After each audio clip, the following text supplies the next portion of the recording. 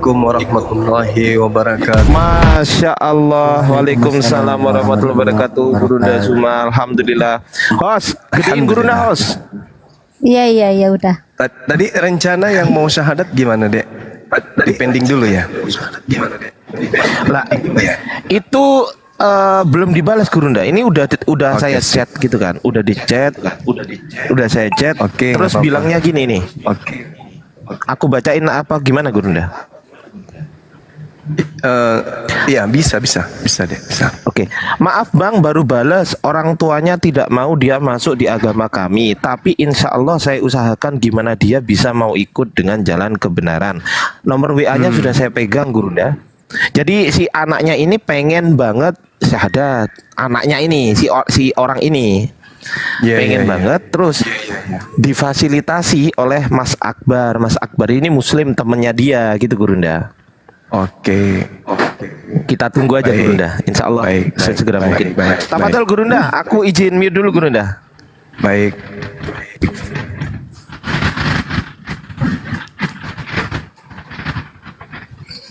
Salam kenal semuanya teman-teman.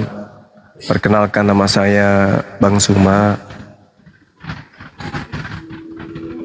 Ya, salam kenal Zulkifli Mabas. Udah kena Bang. Salam kenal semuanya. Materi saya yang semalam belum selesai dan belum terpuaskan kemudian karena tidak adanya dari saudara Kristen yang bisa mempertanggungjawabkan imannya.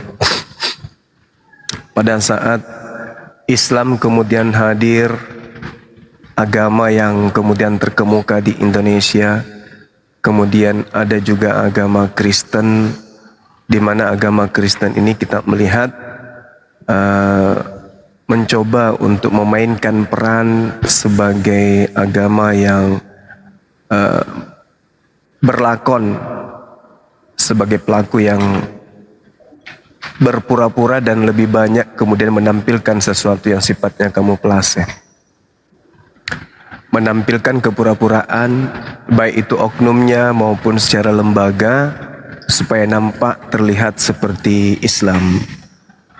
Nah, ini saya awali dengan Al-Quranul Karim seperti yang saya bacakan kemarin teman-teman. Auzubillahi minasyaitonirrajim. Wala tujadilu ahlal kitab illa billati hiya ahsan illa alladhina zalamu minhum wa qulu amanna billadhi unzila ilaina wa unzila ilaikum wa ilahuna wa ilahukum wahid wa nahnu lahu muslimun.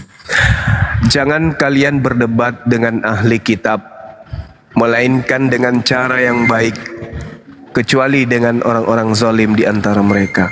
Jadi di antara Nabi Isa alaihissalam dan juga Nabi Muhammad, dengan Nabi Muhammad muncul sekelompok orang-orang zalim yang menggantikan Tuhannya Bani Israel yang maha suci lagi maha tinggi dengan Tuhan buatan mereka sendiri yang diproduksi dari daging, dari manusia, sesuai dengan Kolose 2:9, Efesus 2 nomor 6, 7, 8, Roma 14 nomor 9, Roma 10 nomor 9 dan seterusnya, di mana ketika ada peringatan jangan membuat ilah lain di hadapanku, ada kelompok orang zalim di tengah-tengah antara umatnya Nabi Isa dan umatnya Nabi Muhammad yang kemudian menjadikan keadaan menjadi zalim ketika pencipta langit dan bumi ini dikatakan menjadi daging, menjadi manusia, mati di atas pohon digantung untuk menebus dosa-dosa orang-orang Kristen.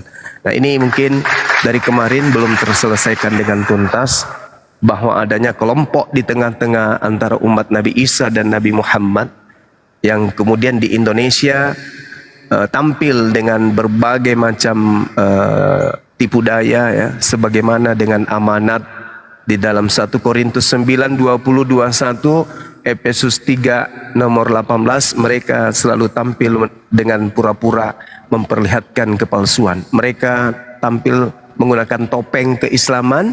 Kalau kepada Yahudi mereka tampil dengan topeng keyahudian. Kalau di Indonesia mereka tampil dengan topeng keislaman. Padahal mereka ini bukan ajaran Nabi Isa, bukan ajaran Nabi Musa, bukan ajaran Nabi Abraham, tetapi benar-benar ajaran yang dibuat sendiri oleh sekelompok manusia yang kemudian mengatasnamakan diri mereka sebagai anak-anak Tuhan. Mungkin ada yang ingin berdiskusi lebih jauh tentang materi ini, waktu dan tempat disilakan. Nggak ada bang, cuman aku ini punya pertanyaan yang kutanyakan untuk Gurunda Zuma ini. Iya, silakan. Mungkin materinya itu belum saya tanggapi gitu lah. Saya aneh aja dengan satu hadis ini. Saya pusing gimana mengartikan ini gitu.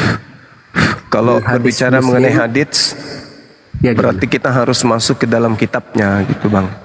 Kitab iya, apa ya? makanya itu saya sampaikan aja dulu isi hadisnya kan, boleh kan? Iya, hadis tentang apa? Oke, di hadis Muslim nomor 5254 ya. Karena aku ini masih anak Berapa? TK ya. Jadi Muslim berapa? hadis Muslim nomor 5254. Oke. Setiap anak cucu Adam dimakan tanah kecuali tulang ekor. Maksudnya gimana nih hadis ini? Oh, iya. Berarti tulang ekor itu kan nggak akan dimakan. Maksudnya gini, apakah tulang ekor itu nggak dimakan oleh tanah, nggak berubah menjadi apa sesuatu lah? Apakah tetap menjadi seperti tulang ekor yang kelihatan gitu? Coba jelasin saya tentang hadis ini. Anda bacakan dulu hadisnya. Saya bacakan hadisnya ini di hadis Muslim nomor 5254. Ini setiap anak cucu, ya aku bacakan transitnya ya. Setiap anak cucu Adam dimakan tanah kecuali tulang ekor. Dari situlah ia diciptakan, dari situlah ia disusun. Oke, baik. Gimana nih? Silakan. Itu kalau berbicara mengenai materi ini ya, sains membuktikan bahwa ada pada diri manusia yang disebut kemudian tulang ekor di dalam hadis yang Anda sebutkan itu, justru ini menjelaskan bahwasanya apa yang diterangkan oleh baginda Rasulullah Muhammad SAW itu benar-benar ilham wahyu dari Allah. Kenapa? Karena tulang ekor pada diri manusia yang berbentuk huruf V yang melengkung di area bawah tulang belakang itu kemudian biasa disebut dengan apa ya istilahnya, tulang ekor yang paling bawah pada saat kita duduk, itulah yang dimaksud oleh baginda Rasulullah Muhammad SAW. Makanya dikatakan di dalam hadis Muslim dan juga ada juga di hadis Bukhari, semua anak Adam akan membusuk kecuali tulang ekornya. Nah, kemudian ketika sains mencari kebenaran daripada data ini, ilmuwan Barat menemukan kemudian rahasia tulang ekor, bahwasanya memang betul apa yang diceritakan 1400 tahun silam, tulang ekor pada manusia itu memang betul-betul nggak hancur. Seorang peneliti misalnya yang bernama Hans Spreemann dari Jerman itu menyebutkan bahwa komponen utama yang menunjukkan tulang ekor menjadi tempat dasar asal usul tubuh manusia itu memang betul-betul tidak hancur. Nah, setelah mereka kemudian dengan timnya melakukan banyak percobaan, dia yang saya maksud sini adalah Bapak Hans Spreemann itu menyimpulkan bahwasanya tulang yang dimaksud di dalam hadits Rasulullah itu benar-benar tidak bisa hancur. Nah, ini kemudian mendapatkan Nobel Prize di tahun 1935. Pernyataan itu dianugerahkan kepadanya, kemudian hasil penelitiannya beliau ini itu dianugerahkan Nobel kepada beliau. Artinya ketika ilmuwan menemukan hal tersebut, berarti baginda Rasulullah Muhammad SAW 1400 tahun silam itu telah menceritakan jauh lebih dulu. Ini lebih meyakinkan kami sebagai umat Islam kemudian bahwasanya tidak mungkin seorang yang hidup di zaman jahiliyah yang tidak ada komputer, tidak ada alat, bisa mengetahui bahwa seluruh tubuh umat manusia anak keturunan Adam itu akan hancur kecuali satu titik itu kemudian. Alhamdulillah ilmuwan sudah menemukan hal tersebut, di mana ilmuwan baru menemukan di antara tahun 1940-an. Subhanallah. Gitu Bang. Terima kasih Bang, karena faktanya yang saya lihat ya, bukan hanya tulang ekor yang tidak hancur. Kepala pun itu nggak hancur gitu, tengkorak itu nggak hancur gitu lah. Itu akan hancur.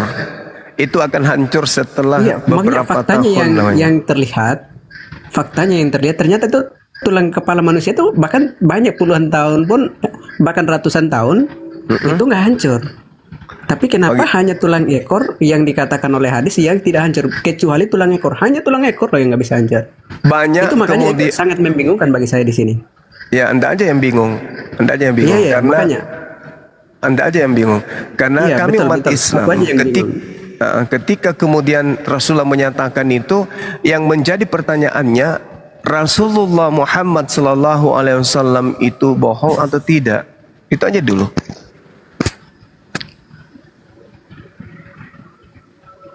Itu aja Udah? dulu. Udah. Oke. Jadi oke lah, kalau memang itu jawabanmu mengenai bahwa oh itu karena ilmuwan ini mengatakan bahwa tulang ekor itu nggak hancur, ya itu memang betul didukung. Tapi faktanya yang kita lihat bukan hanya tulang ekor gitu loh. Ada tulang itu pergelangan kaki pun itu kaki nggak hancur. Belum ada kemudian temuan sains yang menerangkan bahwa tengkorak atau tulang persendian yang mana gitu tidak hancur. Ilmuwan hanya menemukan bahwa yang tidak hancur pada diri manusia itu adalah tulang ekor. Dah selesai. Jadi kalau Anda kemudian kalau Anda kemudian menemukan tengkorak, ya mungkin baru usia 100 tahun, 20 tahun, atau 200 tahun. Ini yang dimaksud yang tidak hancur sampai kemudian hari kiamat, itu hanya tulang ekor.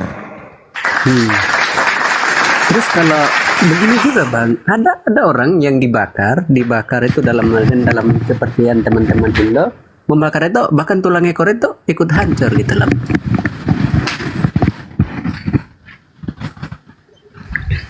Itu gimana tuh? Assalamualaikum warahmatullahi wabarakatuh, Bang Juma. Bahkan ada tulang bahkan ketika teman-teman Hindu ketika membakar yang sudah mati itu, bahkan tulang ekornya itu ikut hancur gitu loh. Ya, itu dibakar. Beda cerita kalau dibakar. Iya, namanya kecuali apapun itu, semuanya itu akan kembali ke tanah. Ya Kecuali itu Anda hanya mencari-cari kesalahan. Sekarang begini aja deh. saya bukan mencari kesalahan. Sekarang begini. Sekarang begini. Ya, di dalam kitabmu dikatakan kemudian ular makan debu, singa makan jerami. Coba aja dulu pikirkan itu, bandingkan dengan Nabi saya yang terbukti kebenaran ucapannya. Gak usah terlalu mencari-cari kesalahan. Saya nggak mencari kesalahan. Kemudian yang Anda pikirkan, bagaimana mungkin sosok manusia lemah menjadi Tuhan? Itu aja dulu Anda selesaikan. Bukan Itu aja dulu. itu Gurunda. Ini Masa gini loh, ada Gurunda. masa ada manusia jadi Tuhan? Saya hanya membacakan hadis tadi itu. Makanya itu Ya saya udah bilang selesai. saya bingung. Itu jawaban Saya saya. bilang saya Silakan. Silakan dengan kebingungan Anda. Anda kan Kristen. Saya tanya dulu, agama Anda apa? Kristen. Oh, wajar Anda bingung. Kristen. Kan Anda Kristen. Sekarang ketika kemudian Anda Makanya, melihat di dalam gitu loh. Bisa Tunggu. membingungkan sekali. Ketika ada ya Anda yang bingung. Sekarang saya tanya, coba Anda buktikan di mana Anda pernah melihat ular makan debu. Itu dulu selesaikan.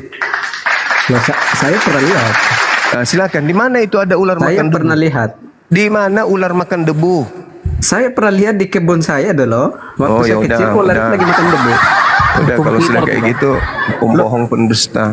Loh, Saya kamu tidak tanya bisa. pernah lihat? Mana Makanya saya bilang, saya pernah lihat. ilmuwan mana yang bisa kemudian mengatakan ular makan debu atau singa makan Bukan jerami? ilmuwan, ini Kalau nggak mengenai bisa. ular makan debu, Kalau hanya mengenai pendapat ular Anda makan debu. sendiri, kalau hanya pendapat Mengenai- Anda sendiri itu masih jauh dari apa Mengenai yang ular disampaikan makan oleh debu. Rasulullah. Gini, Bung. Apa yang Bung Zuma. ditemukan oleh Rasulullah itu masih jauh dari Assalamualaikum karangan-karangan Anda warahmatullahi itu wabarakatuh, gitu. Bang Zuma. Waalaikumsalam warahmatullahi Dengar dulu. Saya potong sedikit, Yang Bang Zuma. mengenai Maaf, makan Bang Zuma, debu, maaf, Bang Zuma. nggak Silakan, perlu ilmuwan yang menemukan itu. Gitu. Sancan, Tapi Sancan, buktinya, aku bisa melihat kau cek sendiri. sekarang, Sancan, bisa kau cek sekarang di googling, kalau tulang sulbi itu bisa terbakar, bisa hancur. Coba kau cek sekarang kau cek, biar kau tidak baku bantah dengan kau punya otak yang dangkal Sudah itu. diakui tadi, sudah diakui tadi. Nggak, udah besi pun kalau dibakar bakal lebur, batu pun kalau dibakar bakal lebur itu nggak nyambung sisanya itu udah. Udah sebenarnya udah saya monitor dari tadi. Sekarang giliran Mbak Nyuma ya bertanya ke dia. Silakan Iya. Mbak Nyuma. Coba kamu tunjukkan ilmuwan mana yang menyatakan bahwa singa makan jerami, coba. Saya nggak perlu ini ilmuwan untuk membuktikan itu, tapi saya melihat sendiri gitu loh. Mau apa? Ya Saya sudah. ular makan debu saya lihat. Singa makan jerami saya lihat. Berarti ularnya jilat-jilat debu gitu. Dia makan kok debu makan. Gimana cara makannya? Gimana caranya ular makan debu? Lah dia makan Caranya? seperti dia ular.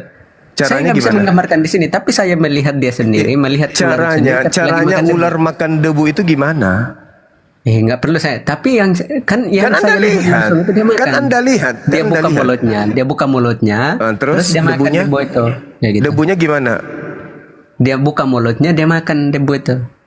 Tanya Itu makan debu, serbuk kayu buka dia mulut, makan. makan debu gimana? Hah? Apa? Dia bahkan serbuk kayu dia makan. Aku melihat itu gitu lah. Buka. Orang Iya, dia bilang makan. debu kok serbuk kayu. Bukan hanya Serbuk kayu. bukan hanya debu, bukan hanya debu, tapi serbuk kayu Bung, itu pun dia makan. kalau Ular itu berbicara, kalau orang berbicara mengenai data, ini yang kamu bawa hadis Rasulullah sudah dibenarkan oleh ilmuwan. Sekarang yang Anda katakan ini siapa yang bisa Astaga. benarkan? Siapa yang bisa benarkan Anda? Ular makan debu. Bagaimana? Masa kamu harus untuk membenarkan sesuatu nggak tunggu ilmuwan Itu gitu loh. Nggak tunggu. itu sama Tetapi halnya bisa Anda kita melihat, kita memprotek. bisa buktikan sendiri dengan melihat itu. Itu gitu sama loh. halnya Contoh Anda gini. sedang mengikuti cara Paulus memberitakan tentang agama Kristen. Paulus Salah. mengaku-ngaku bertemu dengan Yesus. Ya sama, Anda mengaku-ngaku bertemu dengan ular yang makan debu. Pingin muntah. Gimana nih ya? Ini Jadi kenapa gini, ya kalau gini, Kristen ini tidak contohnya berbohong gini, itu contoh Saya saya mau susah. tanya Mbak Nyuma. Sancan, menurut kamu itu ular makan debu, singa makan jerami itu ilmiah atau tidak ilmiah itu? Hai, kau tanya lagi ilmiah atau tidak ilmiah? Aku melihat langsung itu. Urusanmu. Kamu siapa emang? Kamu kayak Paulus.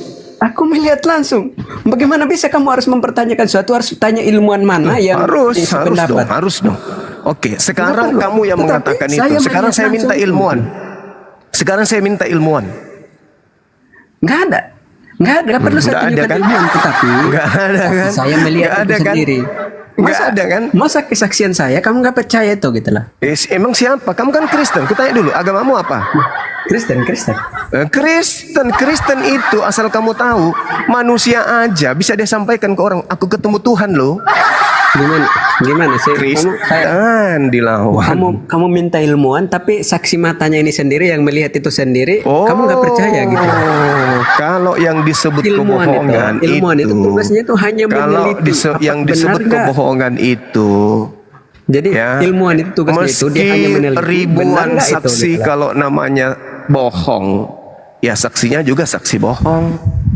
Oke, kalau kebenaran meskipun tak ada saksi, namanya kebenaran tetap aja kebenaran. Nah, untuk membuktikan kamu itu bohong atau berarti tidak, nggak perlu. Berarti kalau gitu, kamu berarti mengenai tunjukkan ayat tadi itu nggak perlu ada saksi kalau gitu, nggak perlu ada peneliti. Satu ilmuwan yang menerangkan ular makan debu, coba. Sudah kelar? Oke. Silakan. Nggak perlu. Kamu saya Ada sependapat nggak dengan Kristen kamu. lain, Namanya Ros? Naikkan, kebenaran. turunkan yang ini. Dengar. Bentar dulu. Saya setuju Nggak dengan kamu berkelas. tadi. Saya mau nanya dia. Kamu mengikuti cara Paulus. Iya. Bentar Bang Zuma. Ini saya sempat dapat dengan kamu tadi, dengan Bang Zuma, bahwa kebenaran tetaplah kebenaran meskipun tanpa saksi gitu loh. Iya, memang Buset betul. lah. Inilah, terus yang kebenaran mengenai ayat yang kau bawakan tadi itu, ular makan debu, singa makan jerami. Kebenaran tetaplah kebenaran meskipun Ya sudah, mana kebenaran itu penelitian. harus dibuktikan dengan fakta. Tanpa penelitian. Tanpa penelitian. Kayak mana tanpa ceritanya? orang menyaksikan. Nah, Sekarang tapi faktanya tanya aku sama menyaksikan itu gitu loh. Sekarang ku tanya samamu, ular itu masuk dalam jenis apa? Omnivora? Apalagi kau tanya jenis-jenis Karnivora? larinya ke sana lagi. Lo harus dong. Tapi harus kelar dulu. Harus dong. kelar Aku dulu. tanya sini. dulu, ular Kelar itu dulu masuk di sini. karnivora, Kamu- herbivora atau omnivora? Tanya dulu. Kau larinya ke sana lagi. Omnipresent Kita Bang. lagi nggak bahas biologi di sini. Kita nggak lagi bahas biologi di sini gitu loh. Loh, bicara mengenai ular kok. Ular makanannya Iya, apa ya? Biologi itu pelajaran kita nggak lagi biologi, bahas bukan biologi di hayalan. sini. Kita lagi nggak bahas biologi, tetapi ular itu kebenarannya, masuk kebenaran dalam yang kebenaran tetap kebenaran karnivora, dulu gitu loh. omnivora atau herbivora. Coba. Kebenaran tetaplah kebenaran. Kebohongan tetaplah kebohongan. Saya setuju dengan kamu. Begitu juga kebohongan tetaplah kebohongan. Kan gitu. Kamu main mute mulu nih ya. Jangan mute lah. Udah turunin. Nggak ada manfaat diskusi sama orang bahlul. Sancan, emang ular itu makanan sehari-harinya apa sih? Ayo udah pergi dia. Udah biarin aja Bang. Memang agak susah ya bang berdebat sama orang yang percaya dengan kebohongannya sendiri itu. Ya itu dia. Sama ibarat kita bangunkan orang yang pura-pura tidur deh. Kayak gitulah deh. Inilah kualitas mereka yang diskusi kayak begini. Ini kalau yang kayak begini masuk ke ruang pengadilan, kasihan gitu loh. Jadi saksi misalnya ya.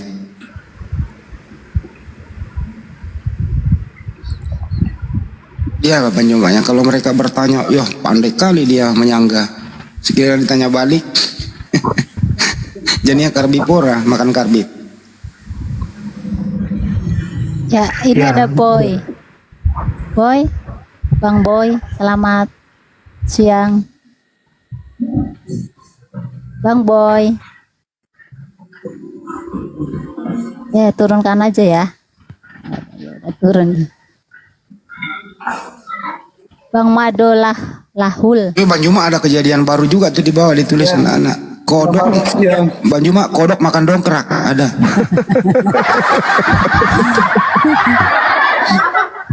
Ya, assalamualaikum. Yang melihat Sancan sendiri dia pernah dia meneliti kodok makan dongkrak.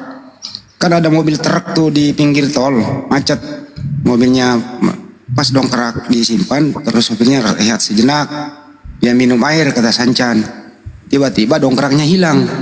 Pas dia teliti, wush, kodok udah nalan ke dongkraknya, gitu kejadiannya. Lanjut. Assalamualaikum warahmatullahi wabarakatuh. Waalaikumsalam. Waalaikumsalam warahmatullahi wabarakatuh. Ini masih percaya kita keluar makan debu, capek.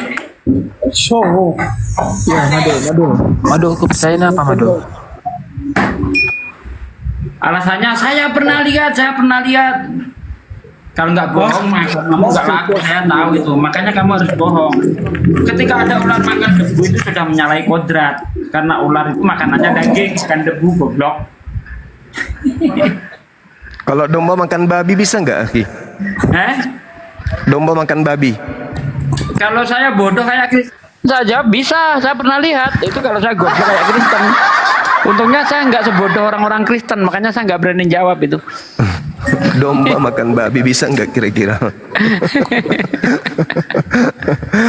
Kalau yang kenyataan itu, yang ini kenyataan nggak bisa dibohongi. Bom makan asu, nah itu harus benar. Kami adalah anak-anak domba. Pas dicek ke warung makannya daging babi lagi. Ngaku anak Bisa, ya? Tuhan tapi dongok semua, nggak ada yang betul, heran saya. Anak Tuhan kok dongok gimana sih? Tuhan palsu kali ya.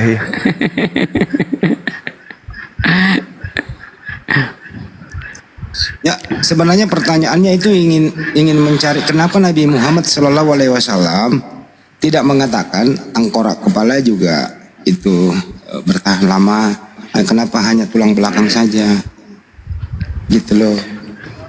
Ini orang ini udah dikasih sesuai dengan sains masih nggak percaya. Ya, memang sih orang sebelah nggak pernah akan puas dengan jawaban apapun Bang Juma. Itu intinya. Itu tulang belakang itu nggak bisa dihancurkan dengan cara apapun Bang Andi. Mau dibakar, mau di apa, nggak hancur itu. Cek aja di Google itu. Nggak bisa dihancurkan dia. Dan itu kecil dia. Cuma seberapa sih, paling sebatu kerikil gitu. Kecil dia, nggak besar dia.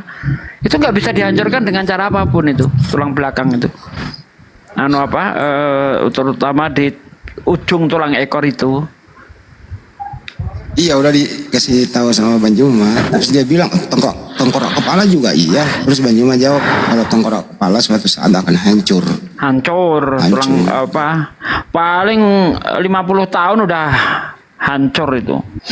Memang ada fosil, beda ya, fosil itu jangan dijadikan rujukan, karena kayu yang membusuk pun bisa ketika dia jadi fosil bisa jadi batu. Bukan itu ukurannya. Secara umum itu hancur Bang Andi. Ini anak ini saya nanti bawa ke Londa ini Bang Juma. Ke Londa lihat di situ. Ya Bang Handi, kita sapa tamu ya Bang Handi ya. Ya. Kita bawa ke Toraja. Ya Bang Lahul. Iya, itu. Sampai hari kiamat nggak akan hancur itu. Iya, salam. Kristen. Ya, salam Bang. Kristen Ya, ya. saya Kristen. Kalau Ya, Bang Bang. Botan. Kemana?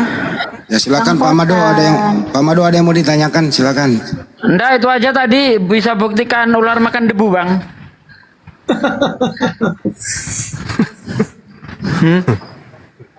Karena di dalam kitabmu kan dikatakan debu dan tanah akan menjadi makananmu selama hidupmu, kan Selama-lamanya. begitu. Selama-lamanya. Berarti ular itu nggak pernah makan apapun selain itu. Makanan pokok jadinya. Debu dan tanah itu menjadi makanan pokok. Begini, kalau kita menafsirkan Alkitab itu jangan dengan akal pikiran kita sendiri, maka kita keliru memahami seperti ini. Jadi Terus pakai punya apa otak Bang? gunanya apa Bang? Pakai tumit. Gimana? Pakai tumit. Punya Kalau otak bukan gunanya pakai apa angka, Bang? Nggak begini, untuk memahami Alkitab Kristen itu bukan dengan akal pikiran kita sendiri, dan juga harus kalau kita memahami Alkitab Kristen itu harus ada pimpinan Roh Kudus supaya kita apalagi? Kudus, ya benar-benar. Apalagi itu Roh Kudus? Apa itu Roh Kudus? Bang? Berarti begini Roh Bang Kudus bikin orang koplak. Begini, saya mau berdiskusi dengan kalian, tapi harus kita konsisten dulu ya. Kita harus konsisten untuk berdiskusi di sini. Jangan merebut dengan waktu-waktu yang sudah dikasih. Ya udah sekarang giliran Anda menafsirkan ular makan debu, singa makan jerami. Silakan, kita beri waktu. Anda, begini saya tanya saudara dulu, di mana ambil itu ular makan debu? Di mana ayat itu? Waduh, kasih lihat Pak D. Kejadian 3 tuh, Anda baca tuh. Jangan suruh baca Kejadian 3. mana? Kejadian 3. Ayat mana? Nih orang nggak pernah baca Bible ya Bang? Enggak, bukan saya nggak pernah baca, tapi saya tanya kamu di mana? Makanya saya tanya kamu di mana, jangan sembarangan comot-comot ayat. Kok asal comot-comot ayat? 14. Saya baca ya. Ayat 14 tuh dibaca tuh. Lalu ini saya dengerin, saya bacain. Lalu berfirmanlah Tuhan Elohim kepada ular itu, karena engkau berbuat demikian, terkutuklah engkau di antara segala ternak, dari di antara segala binatang hutan. Dengan perutmu lah engkau akan menjala, dan debu tanahlah akan kau makan seumur hidupmu. Tuh. Jadi ular makan debu seumur hidupnya. Oke. Udah ya? Udah, saya bacain. jawab ya. Nah, begini. Di sini kau membaca itu, ular yang dimaksudkan di situ tahu apa enggak? Itu ular yang bentuk ular atau bagaimana? Ular, udah itu ular. Jelas di situ dikatakan binatang, kok mau diartikan apa lagi? Ular berbentuk motor. Bukan di situ, makanya jangan baca hanya satu ayat saja, tapi harus komprehensif. Ya, harus komplit. Itu ada gambaran ular di situ. Itu karena kejatuhan manusia di dalam dosa kan, ketika Adam dan Hawa makan buah. Adam Ular aja, binatang itu bukan semua dibaca baik-baik. manusia. Begini kan sejarah latar belakangnya itu ketika Adam dan Hawa itu memakan buah pohon di tengah-tengah Taman Eden. Iya, kan dikutuk ularnya jadinya kan. Dikutuk, ular makan debu. Nah, sekarang Anda buktikan kutukan itu benar nggak ular makan debu? Anda begini, Allah berbicara seperti itu kepada ular yang sungguh-sungguh atau gimana? Itu lu memahami itu. Jangan dianggap itu ular benar-benar, itu bukan ular Ular benar-benar. Sekarang ular yang jalan dengan perut itu ular apa? Ular iblis atau ular betulan? Anda begini, kita harus konsisten bang. Anda begini, ditutup. saya tanya itu yang jalan dengan perutnya Anda, itu ular beneran atau ular mainan? Bible, kamu ini bernama Bible, Bang Cuma aja saya bisa Iya, tantang. saya Kamu ini Bible nggak berjalan masih memang. Bosan anakku pikir ya, Bang Cuma ini bisa tantang sendiri. Bisa kita buat forum kedua ini. Ini yang bicara bang. Ya udah, di situ saya baca lagi ya bang ya.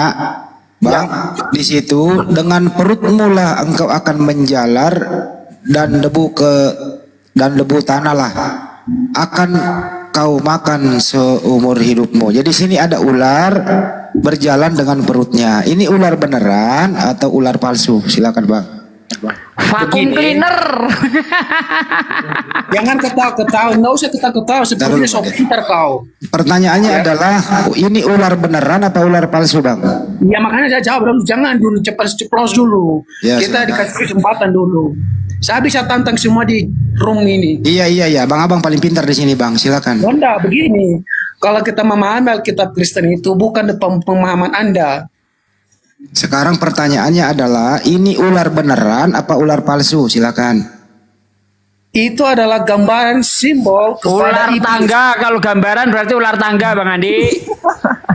Loh kok kita dijawab kau rebut-rebut, nggak usah dijawab lah. Lah udahlah kau jawab sendiri lah. Katakan tadi itu gambaran, berarti kan ular gambaran itu hanya ular tangga setahu saya.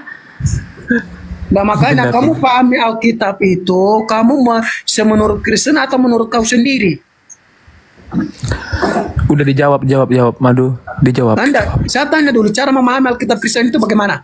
Pakai Saya akal tanya. bang. Cara memahaminya pakai akal Harus bang. jadi koplak biar paham kitabnya Kristen, kalau nggak koplak nggak paham. Ya kau hanya debat apa ucil-ucil kau hanya debat ucil kau, kata-kata kasar kau, ngomong kasar kau. Debat sehat lah, diskusi sehat, bicara ngomong. Udah cukup bang. Sekarang jawab singkat. Itu ular beneran apa ular palsu? Karena udah saya bilang itu adalah gambaran simbol kepada iblis. Oke, Ketika ada- gambaran lanjut yang kedua bang. Yesaya 65:25. Serigala dan domba akan bersama-sama makan rumput. Coba Anda terangkan bagaimana ceritanya serigala makan rumput. Silakan. Begini, kok di semua ayat-ayat di Yesaya, di Kejadian, entah apa nanti diambil-ambil itu. Makanya saya kasih gambaran kepada kalian untuk memahami. Ya. Untuk memahami Alkitab Kristen itu bukan dengan ya apa yang dikatakan ayat itu yang itu aja. Itu kita nggak memahami seperti Saya itu. baca lagi, saya baca dulu ya bang. Nanti Banyumak nanggapin deh Banyumak. Yesaya 65:25. Serigala dan anak domba akan bersama-sama makan rumput. Singa akan makan jerami seperti lembu dan ular. Gitu bang. Itu saya tanya, kenapa kamu bertanya seperti itu yang nggak ada gunanya? Yang nggak ada gunanya ini lah. Jangan bertanya yang nggak ada fungsinya. Ini ada bukan nggak ada gunanya, ini ada datanya abang. Saya baca semua deh. Gunanya Saya itu baca semua menunjukkan deh. Tuhanmu koplak, nggak ngerti tentang kehidupan. Saya baca semua ya. Yesaya 65:25. Serigala dan anak domba akan bersama-sama makan rumput. Singa akan makan jerami seperti lembu dan ular akan hidup dari debu. Tidak ada yang akan berbuat jahat atau seterusnya. Begini, di sini Ntar dulu, kita ntar dulu. diskusi di sini harus konsisten. Yang dibahas apa? Jangan semua diambil-ambil ayat, dibahas semua. Kita harus konsisten. Ya topik apa yang Ya dibahas? kan memang itu tadi ini yang dibahas. topiknya dua bang. Dengerin saya tadi moderatorin. Topiknya dua. Ular dan serigala. Tadi ular udah kelar. Sekarang Nggak ada serigala. topiknya di atas ini. Ini kan diskusi. Enggak, di tadi atas ada yang agama. ya sekarang Anda mau bahas nggak ini serigala makan debu, makan rumput? Itu kan menurut kamu sendiri itu kan. Tertulis Yang, bang. yang nggak karuan itu bang, yang nggak ada penting-penting itu, nggak usah Saya dibahas. baca lagi bang. Ini bukan kemauan kami di sini. Saya baca lagi. Mana begini ya, Saya 525. Serigala dan anak domba akan bersama-sama makan rumput. Singa akan makan jerami seperti lembu dan ular. Silakan bang dijelaskan. Benda begini, yang kita bahas itu tentang Kristen itu. Baik, Polan, diem dulu Polan, diem dulu Polan. Gimana? Ya silakan dijelaskan bang. Kok ada begituan? Nah, saya nggak begini pertanyaan-pertanyaan receh seperti ini. Kita bertanya itu secara teologis. Dah takut dilawan. Nggak, bukan saya nggak jawab pertanyaan receh seperti itu. Kalau bertanya tentang keselamatan, tentang Kristus, tentang Allah, saya bisa jawab. Dan ke pertanyaan receh seperti ini saya nggak jawab. Mado. Nah, kalau begitu silakan Bang Nyawa, silakan direspon dulu. Gimana Anda menjadikan sebuah jalan kehidupan kebenaran sementara kitabnya bermasalah? Percuma Anda berbicara mengenai keselamatan, percuma Anda berbicara mengenai apapun ular itu. makan debu kok kita yang sibuk sih, biar aja ular makan debu. Kalau kitabnya dah hancur lebur kayak gitu, percuma. Kebenaran apa yang dihasilkan dari buku yang salah? Hah? Anda begini, Kebenaran apa? Bang Cuma. Udah bukumu udah salah kayak gitu, mana ada kebenaran lagi? Oh, kau pikir itu Alkitab itu salah semua? Ya, walaupun setitik yang salah itu sudah tercemar, berarti nggak layak lagi disebut kitab suci karena tidak suci lagi, sudah ternoda. Sebelum ada Al-Quran, Bang, Alkitab yang duluan. Ya saya tahu, sebelum ada Islam setan juga lebih dulu datang, bukan berarti setan itu benar. Itu setan itu, Bang? Ular makan debu itu aja dulu selesaikan. Kalau kitabmu Benda, itu sudah makanya tidak dari sini, rasional, tidak sesuai dari dengan ilmu pengetahuan, berarti udah kalah itu, udah error. Dan dari sini Bang Cuma. Kalau Polan nyala-nyala turunin aja lah, ngapain dinaikin? Saya kasih peringatan ya, Potan lu ngomong sekali lagi. Memang kalian takut berdebat dengan saya. Kalau diturunkan saya ini kalian takut berdiskusi dengan saya. Ya silakan berdiskusi Bang. Ya kalau mau diturunkan berarti kalian takut berdiskusi dengan Bukan saya. Anda yang saya turunkan, ini si Potan ini ngomong melulu. Silakan Pak Mado, Bang Mado, silakan. Anda begini, kita harus konsisten. Saya nggak berapa berdiskusi di sini kalau kita berebutan waktu. Kita kayak berdiskusi itu harus konsisten. Topik apa? Waktu gimana? Nggak usah direbut kalau Saya kasih topik. Saya kasih topik. Kitab suci manakah yang tidak suci lagi? Kitab suci Kristen atau kitab suci umat Islam? Menurut kamu gimana, Bos? Sudah jelas Kristen lah Bang Andi, itu nggak usah dijadikan tema itu kan udah jelas. Nggak apa-apa biar dia ketabok. Pertama sudah bahasa manusia, bukan lagi firman Tuhan tapi bahasa manusia, itu sudah tidak suci karena isinya cuma semuanya manusia yang punya bahasa di dalamnya, bukan lagi firman Tuhan. Yang disebut firman Tuhan adalah wahyu yang pertama kali diterima sang nabi dari Tuhan, itu firman Tuhan. Terjemahan itu bukan lagi firman Tuhan. Terjemahan itu adalah upaya manusia untuk memahami firman Tuhan. Jadi terjemahan yang Anda gunakan itu adalah upaya manusia, bukan firman Tuhan. Pahami itu dulu. Terjemahan Al-Quran bukan Al-Quran. Ya, terjemahan Torah bukan Torah. Terjemahan Injil bukan Injil. Terjemahan itu adalah upaya manusia menyusun kata untuk mendekati makna daripada firman. Jadi kitabmu yang terjemahan itu bukan firman Tuhan tapi perkataan manusia. Tak dulu Bang, ini potong dulu. Kok salah pula? Sekarang Pak Mado, terjemahan Bible itu firman Tuhan atau bukan? Silakan, giliran Anda. Itu firman Tuhan, itu firman Tuhan. Yohanes 1 ayat 1. Oke, kalau Anda mengatakan terjemahan itu adalah firman Tuhan, Siapa yang Tuhan yang datang kepada Anda menggunakan bahasa Indonesia? Dan Jawab. begini, kita membahas Alkitab Kristen itu bukan Alkitab berdasarkan Kristen. pikiran manusia, itu adalah pimpinan Roh Kudus. Banyak cerita. Bukan banyak cerita, kita dijawab sama Anda, tapi Al-Quran Anda nggak benar juga. Kenapa nggak benar? Masa Berbicara- Allah sendiri turun ke Alkitabnya kepada Nabi? Gimana ceritanya itu? Allah nggak bisa bertemu dengan Nabi. Gimana ceritanya itu? Allah itu kudus, nggak bisa bertemu dengan manusia yang berdosa ini. Itu harus melalui dengan perantaraan melalui pimpinan Roh Kudus untuk bisa. Itu Tuhanmu turun masuk kandungan bang. Siapa itu yang masuk kandungan? Bukan Tuhan. Apa bang? Itu yang masuk kandungan Maria bukan Tuhan itu. Maksudnya yang masuk gimana? Nggak jelas. Tuhan bukan Yesus. Nah, itu Tuhan mau masuk dalam kandungan bang. Nah, itu adalah sebuah rencana Allah. Kalau dalam rencana bang Juma. Gila, Enggak begini. lagi dia.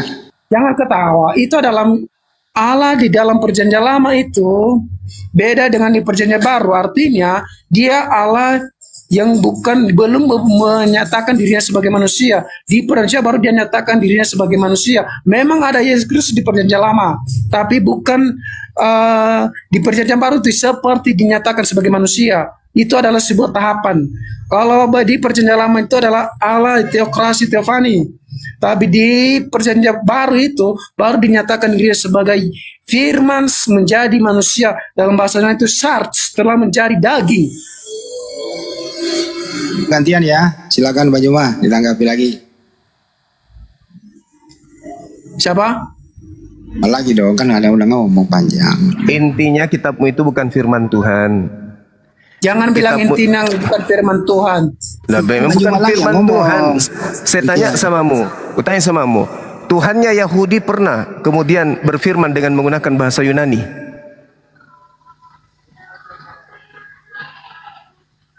Coba kau jawab.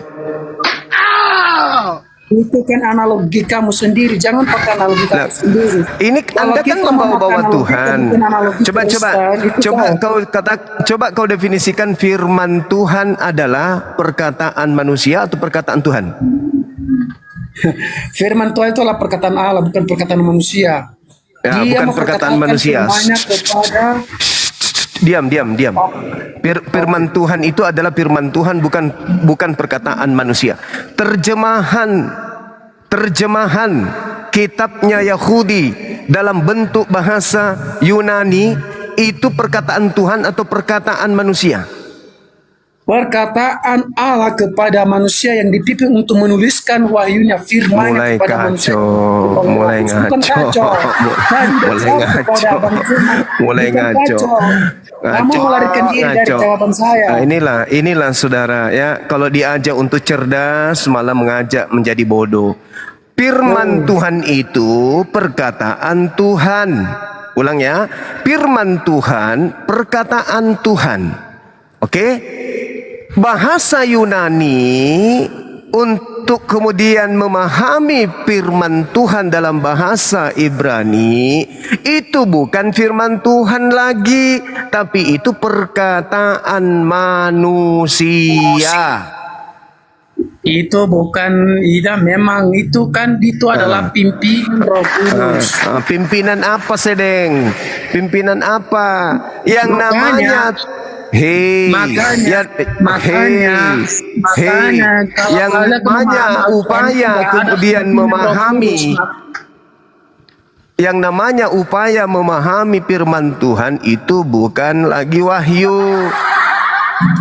Oke, jadi kesimpulannya, sabar dulu 10 detik. Kesimpulannya, kitabnya orang Kristen bukan firman Tuhan, tapi terjemahan dari yang dianggap firman Tuhan. Itu yang betul itu. Oke, memang Alkitab Kristen itu terjemahan atau salinan dari kitab yang asli.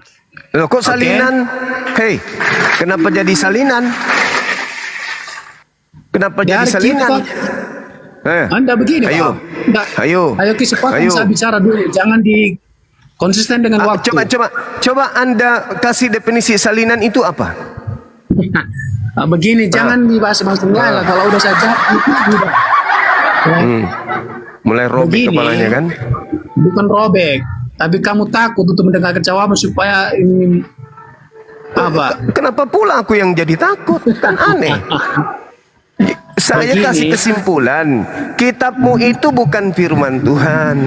Kitabmu itu perkataan manusia. Itu menurut kamu Bang Cuma. Kalau kamu masuk Kristen itu baru kamu tahu. Tahu apa? Tahu apa? Bahwa Alkitab itu adalah firman Allah.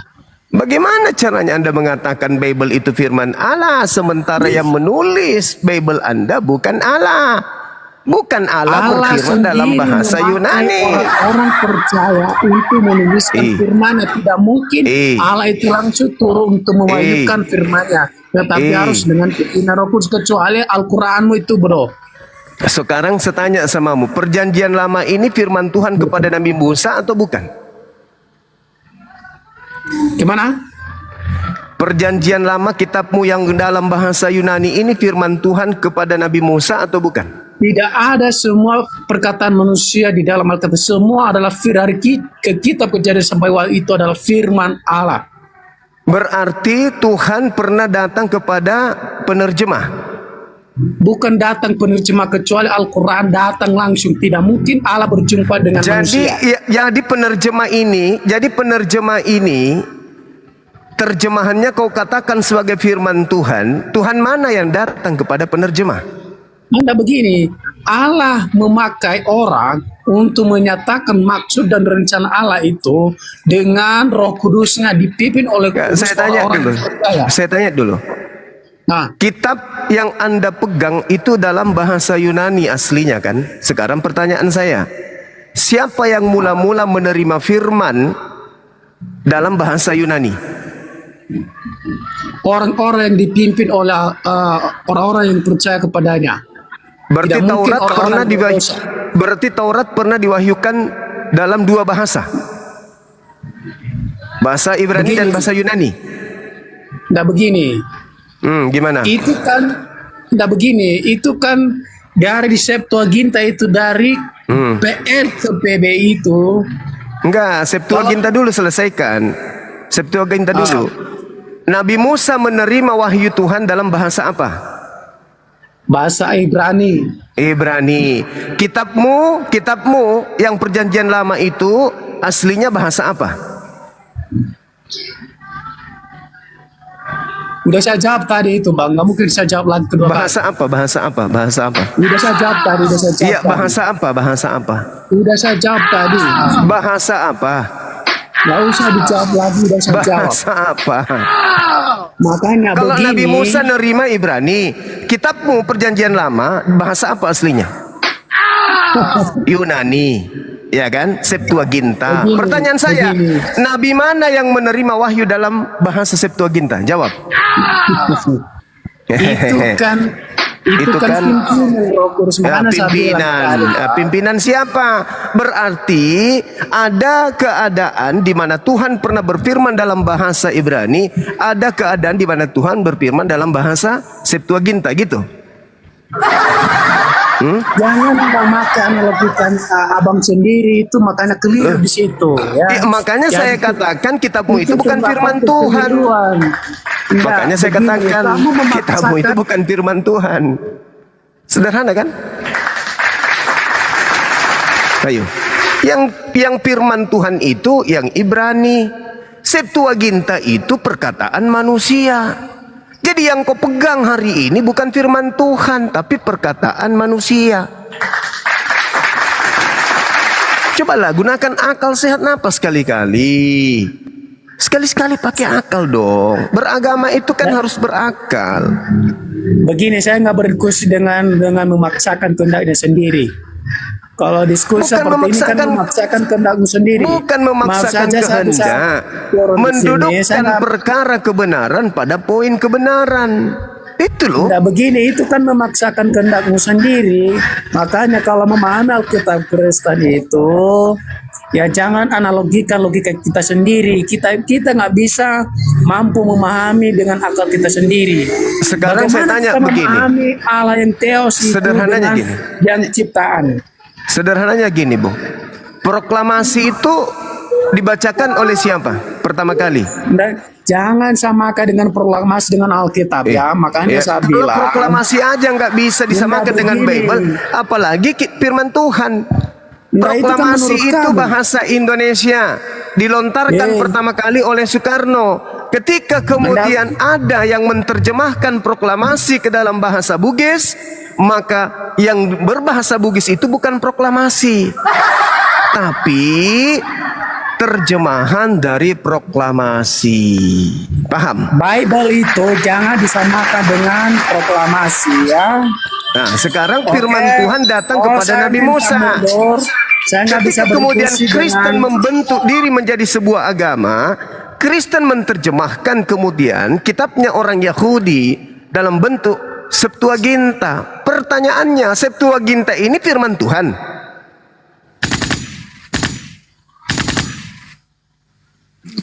Kalau akal ya bukan. Nah, kalau akal bukan, tapi kalau percaya saja, imani saja, ya perkataan Tuhan. Nah, itulah kalian. Ya, orang Jepang bilang blank blank. Udah dibilang Turunkan aja Ini siapa ini yang naik ini? Jadi menurut dia banyak kesimpulan yang tadi ya. Dia bilang terjemahan itu adalah firman Tuhan. Nah, berarti penerjemah Tuhan dong. Terus kedua, kalau terjemahan itu firman Tuhan boleh direvisi dong dari tahun ke tahun gitu ya. Waduh, Ya, wah, salah. itulah banyak Tuhan nantinya. Kenapa? Karena yang menuliskan Bible dalam bahasa lain ya Tuhan, karena itu perkataan Dia. Sekarang permasalahannya yang disebut firman Tuhan itu yang pertama kali diterima dari pewahyuan, itulah firman Tuhannya. Itulah firman Tuhan. Makanya kemudian uraian Rasulullah terkait dengan Al-Quran itu bukan firman Tuhan, tapi sabda Rasulullah, disebut hadits. Susah memang kalau otak tidak berfungsi untuk memahami agama sendiri, ya itu. Otak dipensiunkan. Iya, iya. Jadi ini banyak Mak. LBI, orang-orang di Lembaga Bible Indonesia yang menerjemahkan ke bahasa Indonesia Tuhan semua itu ya. Oh iya dong. Kalau dia katakan itu firman Tuhan, padahal perkataan orang-orang yang ada di LBI, berarti orang yang ada di LBI yang berkata pada mulanya adalah firman itu bersama-sama dengan Theos, berarti itu adalah Tuhan bagi mereka. Kan blank-blank kalau kayak gitu namanya. Mana dong? Pantasan dia berani merevisi karena dia Tuhan. Nah, ada nggak orang Islam di dunia ini, mau dia ulama, mau dia kiai, yang mengatakan terjemahan Al-Quran adalah Al-Quran? Ada nggak? Nggak ada. Nggak ada. Karena Al-Quran diwahyukan dalam bahasa Arab.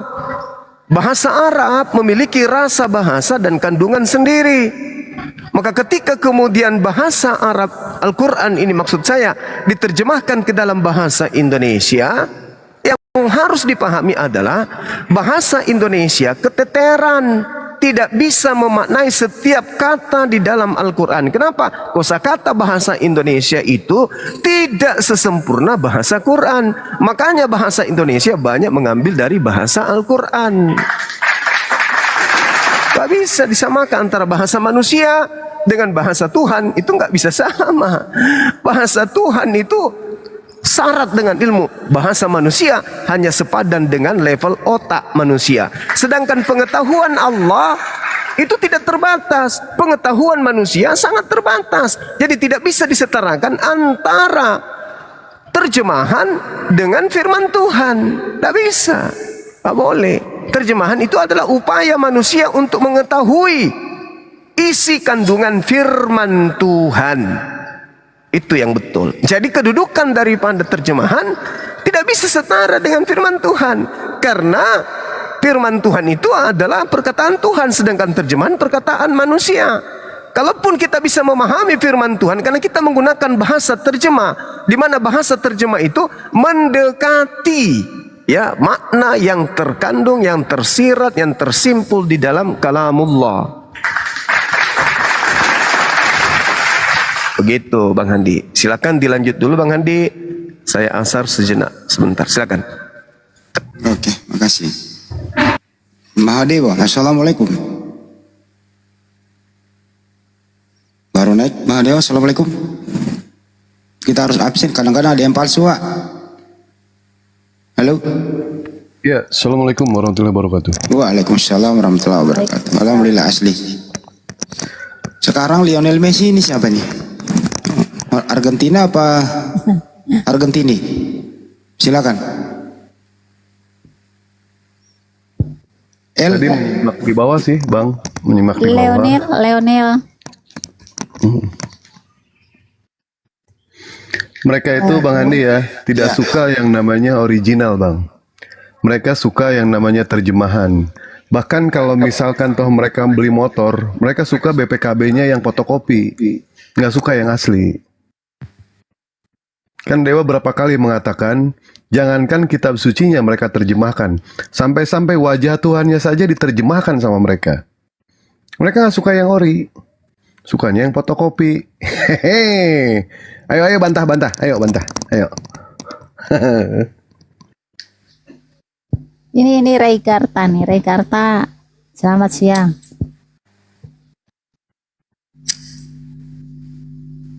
Ray Karta. Aduh, pada naik, diem aja. Halo. Ya, silakan tanggapi Bang Mahadewa. Topiknya, Anda Kristen ya, Ray? Kristen Bang Andi. Ya. Apakah terjemahan Bible itu kitab suci atau bukan? Firman Tuhan atau bukan? Sorry. Apakah terjemahan itu yang Anda pakai bahasa Indonesia itu firman Tuhan atau bukan? Firman Tuhan. Kitab suci atau bukan? Woi, pergi kabur dia. Gimana dong? Siapa yang nurunin? Gak ada yang nurunin. Kalau terjemahan itu adalah firman Tuhan, berarti ada penerjemah ini adalah Tuhan, karena dia yang menerjemah. Waduh, bahaya itu. Mungkin peterjemahnya ini utusan Tuhan. Wah. Ya. Ini lagi nih. Kirim video aja. Aduh. Ini orang nggak beres, orang nggak laku ini. Ini orang nggak laku di ini kayak kita udah kemarin sepakat. Ini orang tidak laku lagi di komal-komal muslim. Ini orang sudah tidak bisa lagi. Ya. Sorry Bang Andi. Ya. Silakan. Saya berkata bale. Bang Suma berkata bale. Bale artinya apa Bang Handi? Ikan. Nah, coba Anda ajarkan orang Jakarta. Bang Suma berkata ikan. Benar enggak itu? Orang Jakarta ya ikan juga. Enggak Bang Handi, saya berkata salah. Bale. Anda kemudian menyatakan di Jakarta bahwa Bang Suma telah berkata ikan. Oh salah. Anda bohong atau Anda jujur? Terjemahan udah itu salah, aslinya Bale. Anda bohong atau tidak? Bohong. Nah, bohong Bang Handi ketika dia mengatakan di Jakarta Bang Suma sudah berkata di tengah-tengah masyarakat Makassar ikan, padahal saya berkata bale. Dikatakan benar Bang Handi ketika Bang Handi mengatakan kepada orang Jakarta bahwa Bang Suma berkata bale. Bale dalam bahasa kita orang Jakarta adalah ikan. Berarti Bang Suma sedang menjelaskan bahwa orang makan nasi itu nikmatnya bersama dengan ikan. Nah, uraian Bang Handi ini yang disebut dengan tafsir. Penjelasan. Tetapi kata ikan itu bukan perkataan Bang Soma, bukan. Itu perkataan Bang Handi sendiri memaknai perkataan Bang Suma. Bang Suma mengatakan bale, maka yang benar adalah perkataan Bang Suma adalah bale, perkataan Bang Handi adalah ikan. Sampai sini paham? Paham. Jadi inilah celakanya kalau sebuah kitab tidak disertakan dengan original teksnya, hanya terjemahannya gitu. Pintar. Paham. Iyalah. Itu. Ya, saya tanya ke Bang Juma, Bang. Tadi Bang Handi mengatakan inilah bahayanya yang namanya kitab suci tidak ada yang namanya teks original. Pertanyaan saya, memang Kristen punya teks original? Enggak ada. Yesus berbicara bahasa apa? Ibrani, minimal bahasa Ibrani. Artinya ucapan Yesus dalam bahasa Ibrani diterjemahkan ke dalam bahasa Yunani, betul? Betul. Jadi mereka tidak punya sekarang yang siapa namanya yang menjadi saksi bahwa itu betul-betul ucapan Yesus? Paulus, Matius, Lukas. Mana ada? Kapan dia bertemu? Mana sanatnya? Coba, mana? Coba. Ku cukur juga rambutmu lama-lama. Mana? Udah dicukur. Mana? Mana? Yesus hidup di tahun 30 sampai 33, dia mengajarkan Injil. Nah, sementara Bible Anda ditulis tahun berapa?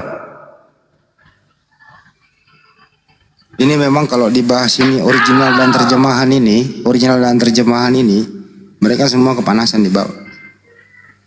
Kalian katanya menghujat. Bukan menghujat, bro, menyenggol hatimu. Sekarang proklamasi bahasa Indonesia.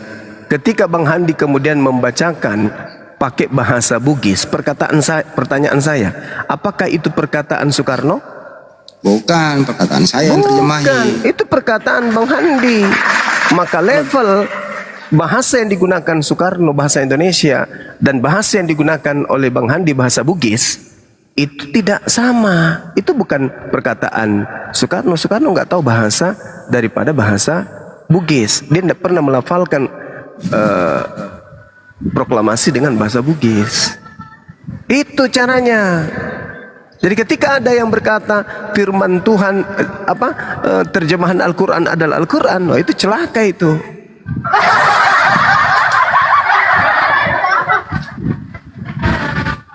Jadi kita sampai hari ini belum pernah melihat kitab asli dari kitabnya saudara kita.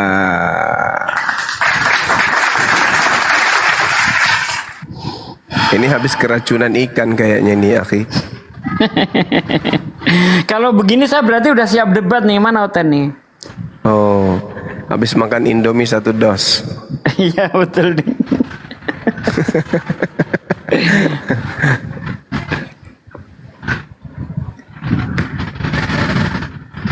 Mbak Juma pernah mendengarkan pidato kemerdekaan Islam proklamasi dalam bahasa Bugis ya? Belum pernah namanya. Ya, saya terjemahin bisa kok. Kalau bisanya tes proklamasi kan begini ya. Proklamasi itu tetap proklamasi, nggak ada bahasa Bugisnya. Bolehlah tapi ya janganlah. Kami bangsa Indonesia, idikmikasi bangsa Indonesia. Idik maneng bangsa Indonesia. Iya. Menyatakan kemerdekaan. Sipu ada, sipu idi. Nggak bisa susah nerjemahinnya mah udahlah. Ya kira-kira begitu.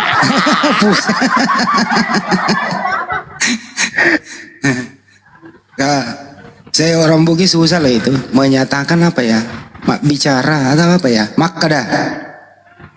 Mapau, makada-kada, macobi-cobi, mapau-pau. Agak apa sih? Ya kayak gitulah. Kalau bahasa Sunda gimana terjemahnya, Pak? Coba lu, terjemahin ke bahasa Sunda lu, Pak. Kayak narak kepeng. Nggak, ini hari-hari apa ini? Hari Minggu. Hari Minggu Dewa nggak bisa bahasa Sunda. Kecuali hari Selasa. Kareng. Hari Selasa bisa bahasa Sunda. Ternyata Tuhannya Kristen di Makassar jadi kareng ya, Ki. Oh ya? Iya, Kareng. Bangsawan dari kerajaan Sultan Hasanuddin berarti. Apa kemarin tuh Bang Andi? Kareng kan? Teos ini arti kata teos doang Pak Dek. Teos diterjemahkan ke bahasa Bugis Kareng gitu. Kareng. Jadi kalau Yohanes 1 diterjemahkan ke bahasa Bugis, pada mulanya adalah pamulanna ada itu, ada Karaeng, ada itu Karaeng gitu kan cuma. Kalau bahasa Bugis lo ya. Kareng itu apa Bang Andi? Karaeng itu apa ya? Bangsawan. Bangsawan ya itu. Hah? Tuhan bangsawan.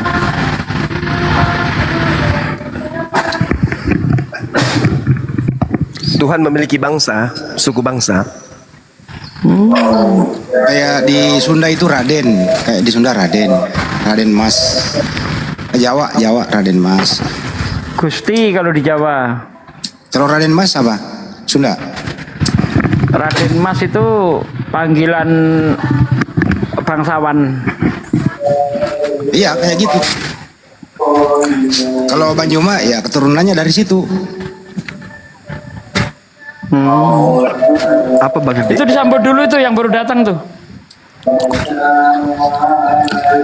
Di mute dulu Bang RH. Bang RH, selamat sore. Sore. Assalamualaikum warahmatullahi wabarakatuh. Waalaikumsalam warahmatullahi wabarakatuh. Ini Bang Regar. Bang Regar. Saya salam-salam dulu boleh Mbak Hos? Oh, Iya tapi abang agak di belakang anda ada background bang. Silakan. Iya. Iya. Assalamualaikum warahmatullahi wabarakatuh untuk Waalaikumsalam. Ya, salam berjuang dan salam jihad fisabilillah Bang Dazuma. Alhamdulillah, Masya Allah. Begitu juga Abang Da, Bang Handi Celebes. Salam berjuang, salam jihad. Kul hadhihi sabili kata Allah, jihad, berjihad di jalan Allah. Alhamdulillah, saya siap menyimak di bawah saja, sekedar menyapa saja. Saya NTB Bang, abang-abangku saya NTB. NTB, Masya Allah. Tunggu. Siap. Mbojo. NTB Lombok. Oh Lombok. 1000 masjid, 1000 masjid. Iya. Ndek Nara. Iya, enggak apa-apa saya menyimak di bawah saja. Berikan ruang yang lain, cuma hanya ingin menyapa saja. Tapi di Bang di Mandalika ada masjidnya nggak? Mandalika itu sirkuit ada masjid. Mandalika. Di Mandalika. Kok bisa bilang ya? Orang banyak sering ke sono. Iya. Ya, siap Abang dah semuanya, Gurunda juga dan semua saudara-saudaraku muslim dan sejawat kita semanusia yang lain di sini. Ya karena Kebetulan saya lama juga Bang di NTB, pernah lama. Apa ngapain? Parkir dulu pernah. Teman SD-nya Saifuddin beliau ini. Iya teman SD Ya. sini di rumah. Gondrong cukur gondrong cukur. Kira-kira 7 menit Bang lamanya Bang di NTB Bang. 7 menit lamanya di NTB. 7 menit. 7 menit. Terus dari mana?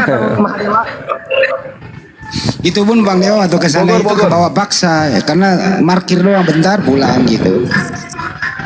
Udah lanjut lagi debat nih. Ya udah. Lagian Udah Bang. Bang Erhat, Ini enggak apa-apa. Bunda Hos. Enggak apa-apa, Bunda semua abang-abangku. Salam persaudaraan. Ya Bang. La ilaha illallah Muhammad Rasulullah. Allahu Akbar. Mari, saya di bawah saja, enggak apa-apa. Berikan peluang untuk Iya Bang. rekan-rekan Iya. Oke. Siap. Assalamualaikum warahmatullahi wabarakatuh. Regar silakan. Tadi enggak turun-turun. Assalamualaikum warahmatullahi wabarakatuh. Waalaikumsalam warahmatullahi wabarakatuh. Salam kenal guru-guru dari Medan. Salam kenal Bang. Ini suara apa itu ya? Bang Juma lagi nukang di sana, lagi perbaikan rumah Hobbit.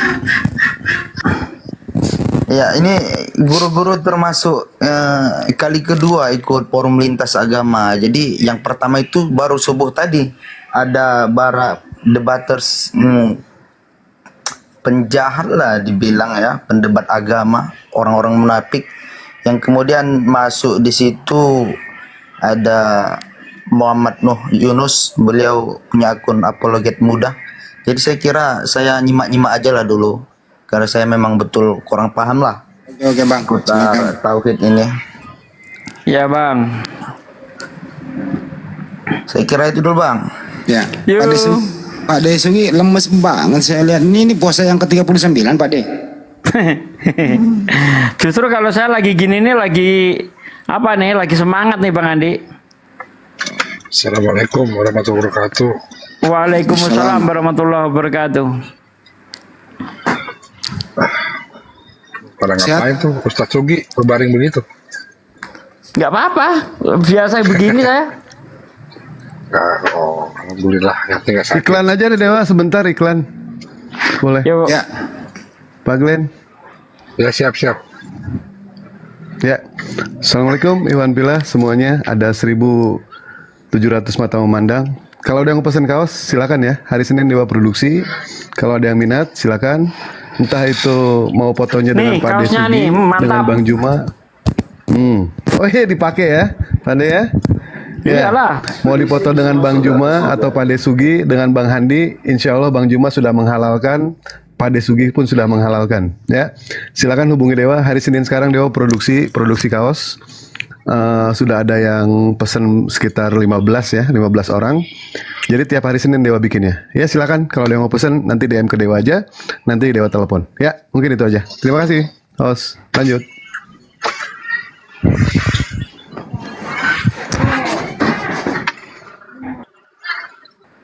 Halo Bang Glenn, Assalamualaikum. Siap. Waalaikumsalam. Apa kabar terbaru? Tentang apa nih Ustadz? Kabar terbaru mantap. Kita sudah mulai rekonsiliasi, konsolidasi dengan semua daerah. Mudah-mudahan gerakan masif akan terjadi sebentar lagi. Mantap. Ini Bang Glenn masih di Sumut. Saya sudah di Jakarta sementara ini, mungkin bergerak ke Jabar besok atau lusa, baru Kamis Jumat saya di Surabaya insya Allah. Wih keren. Jangan saya mutar-mutar Ustadz, apalagi. Iyalah. Halo Wali Songo. Assalamualaikum kalau Muslim. Waalaikumsalam warahmatullahi taala wabarakatuh. Apa kabar abang-abang pada Alhamdulillah sehat. Wali Songo itu. Alhamdulillah sehat Bang. Songgo sih, emang Songgo, bukan Songo. Nggak salah tulis tuh. Anak ke-9 Bang. Songgo. Songo Bang, Wali Songo. 9 wali ya. Ada dulu pendeta mengaku keturunan Wali Songo. Pendeta Rut ya Pak dia mengaku keturunan wali. Terus dia mengatakan wali itu adalah nabi. Boys, mantap. Masih ada ingat Pak De? Pendeta Rut ya? Saya kan yang komentari pertama kali itu. Iya. Gunung Jati itu kan seorang nabi katanya gundure. Parah.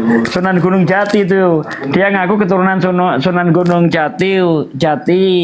Kita tahu ya bahwa Sunan Gunung Jati itu salah satu dari nabi katanya. Koplak.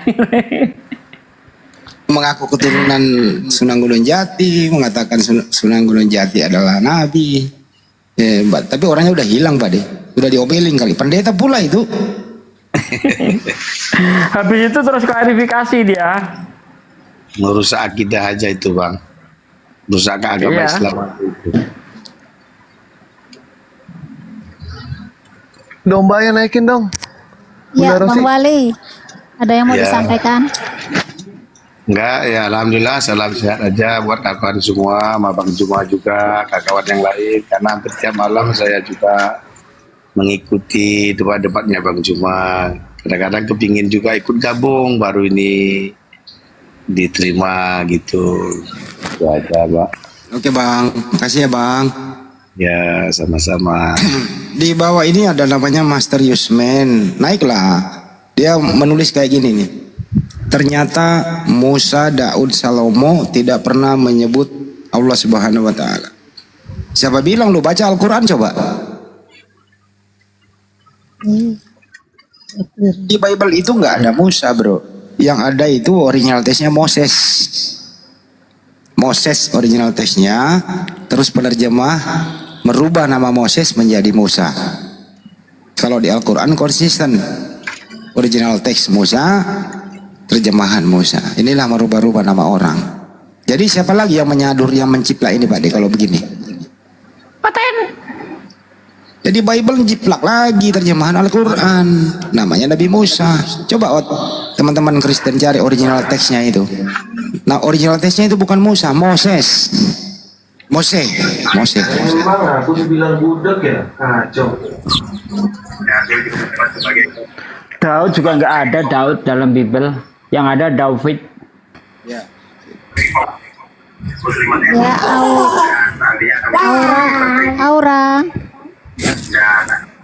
Aura. Waduh. Daripada ngaca turunin aja Mbak. Iya. Ya teman Kristen silahkan mau naik yang mau diskusi. Ini lagi ada yang menerjemahkan di bawah. Jangan telepon saya kawan, telepon polisi, rumah saya dikepung. Itu berapa kali diulang-ulang itu. Jangan telepon saya kawan, telepon polisi gitu loh. Tuh lihat wajahnya kayak kodok loh bener itu. Hah? Tadinya sangar. Makanya kalau nggak mau dilapor, jangan menghujat. Kita diskusi aja. Boleh menghujat asal ada fakta, asal berdasarkan datanya, jangan berdasarkan katanya. Ini nggak mau dilaporin, tapi kerjaannya menghujat. Karena kejahatan yang paling kejahatan paling besar itu bukan dia seorang pembunuh, bukan dia seorang pemerkaos, tetapi kejahatan yang paling serius itu menghujat sesembahan. Itu kejahatan paling serius. Makanya jangan menghujat. Ayo naik, kita diskusi. Master silakan naik. Kita korelasikan nanti. Di dalam Bible, Nabi Musa tidak pernah mengatakan Allah Subhanahu wa taala. Apakah di dalam Al-Quran, apakah di dalam Bible Nabi Musa pernah mengatakan Yesus? Kita korelasikan naik. Ya tuh ada tamu, biarlah Dewa nih pengen makan juga ini. Ya suara ping. Assalamualaikum warahmatullahi wabarakatuh Bang Dewa. Waalaikumsalam warahmatullahi wabarakatuh. Islam warahmatullahi wabarakatuh. Ya silakan. Islam sejati nih Bang Dewa nih. Ya, siap. Ada yang bisa dibantu? Bang Dewa, itu beneran tuh videonya Bang Dewa tuh yang lagi diskusi sama si Luga Tambunan itu Bang Dewa? Udah cukup, jangan dibahas lagi itu. Iya, tapi udah lama itu Bang. Udah 2 tahun yang lalu itu. Udah cukup. Bang Len, itu kalau residivis ditinjau dari segi hukum nanti kalau di pengadilan Bang Len kalau residivis itu masih ada nggak sih unsur-unsur meringankan nanti pertimbangan hakim? Meringankan enggak, pemberatan yang ada. Meringankan ya paling sedikit yang meringankan lah, tapi lebih banyak pemberatannya pasti. Ya karena pasti permintaan keringanan itu sudah diajukan di pledoi pada kasus sebelumnya. Biasanya begitu, sudah diajukan di pledoi pada kasus sebelumnya. Jadi kemungkinan ya akan melakukan pledoi yang sama dengan unsur-unsur ya namanya kita mau meringankan tulang punggung keluarga. Tapi kan ada satu unsur yang hilang, belum pernah melakukan itu kan hilang. Biasa kan itu unsur-unsur pledoi itu belum pernah melakukan, tulang punggung keluarga, ya kan umur masih muda, belum pernah melakukan tindak pidana sebelumnya, tapi residivis kan udah nggak mungkin bikin pledoi seperti itu. Jadi ya Iya, tapi nanti mungkin kalau bisa dibuktikan oleh jaksa bahwa penghujatan dia ini, yang diduga penghujatan dilakukan oleh calon tersangka ini, adalah cara dia untuk mencari nafkah, mungkin akan lebih berat lagi. Kita harus buktikan itu. Ya, ya bisa kan dengan apa maksud untuk ke YouTube Anak Batak Part 2 kan gitu, ada di sana bisa diambil semua. Ya. Kalau jaksanya agak sedikit mau mengembangin ya. Nah ini loh, gitu loh. Terus bukankah di kasus pertama di pengadilan pertama itu mereka terdakwa ini di depan hakim sudah mengakui perbuatannya dan menyesali dan tidak akan mengulangi lagi. Ya itu unsur meringankan toh itu waktu itu. Ya itu unsur meringankan, tapi ya makanya saya bilang beberapa unsur yang akan diajukan lagi pada sidang kali ini, ya kalau divonis, kalau terjadi sidang, kita belum tahu ini ke depannya seperti apa, ya kan, kita belum tahu permainannya seperti apa, tangan-tangan mana aja yang ikut campur, kita belum tahu. Untuk saat ini ya kita bisa bilang kalau memang terjadi di depan terjadi sidang, unsur penyesalan yang kemudian yang dikatakan sebelumnya ya akan hilang. Dia akan bilang menyesal, dia akan melakukan lagi, sudah tidak percaya lagi oleh hakim. Itu menjadi pertimbangan khusus bagi hakim nanti. Tapi ini Mas Glenn ini kan udah lewat 1 kali 24 jam. Kalau dia masih ditahan berarti dia TSK dong sekarang. Saya sih melihat kemarin ada postingan itu kalau pihak kepolisian belum menentukan status tersangka bagi anak Batak. Tapi nanti saya coba lagi perkembangannya karena laporan di Polda juga sudah masuk waktu itu. Jadi mungkin mereka akan koordinasi dulu dengan Polda. Apakah ini diambil oleh Polda atau hanya ditangani oleh Polsek? Kan itu nanti jadi pertimbangan juga. Mungkin karena itu agak lama keputusannya. Karena laporan itu kan masuk ada dari beberapa Polsek. Satu kebetulan saya masuk Polda. Ya mungkin akan disposisi ke Polda. Kemungkinannya akan begitu. Makanya ini ada prosesnya butuh agak panjang.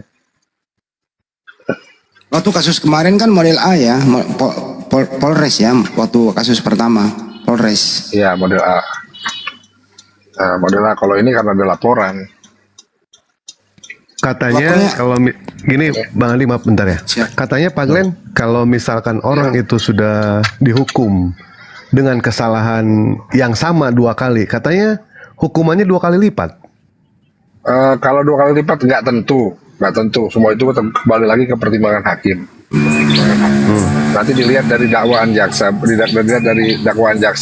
berapa permintaan jaksa, nanti vonisnya tergantung dari hakim. Tetapi ada aturan-aturan yang mengatur besaran vonis tersebut, jumlah vonis tersebut ada aturan yang mengatur. Jadi nggak bisa juga seenak-enaknya hakim. Kecuali nanti hakim menentukan bahwa ini memang harus dihukum lebih besar. Makanya itu ada namanya asas ultra petita, di mana keputusan hakim lebih tinggi dari dakwaan jaksa. Kita lihatlah perkembangannya seperti apa. Kita sebisa mungkin jangan intervensi juga. Kita biarkan, kita percayai pada tangan-tangan hukum di Indonesia untuk mengadili atau memvonis anak Batak ini seadil-adilnya. Iya memang. Sesuai dengan undang-undang yang berlaku. Betul, memang harus seadil-adilnya sih. Kita nggak boleh intervensi. Bercontoh aja di dalam kasus ini, Wak, semua teman, kasus si KC kan. Kasus si KC itu pengadilan Ciamis itu kebetulan kan kita mantau juga ya.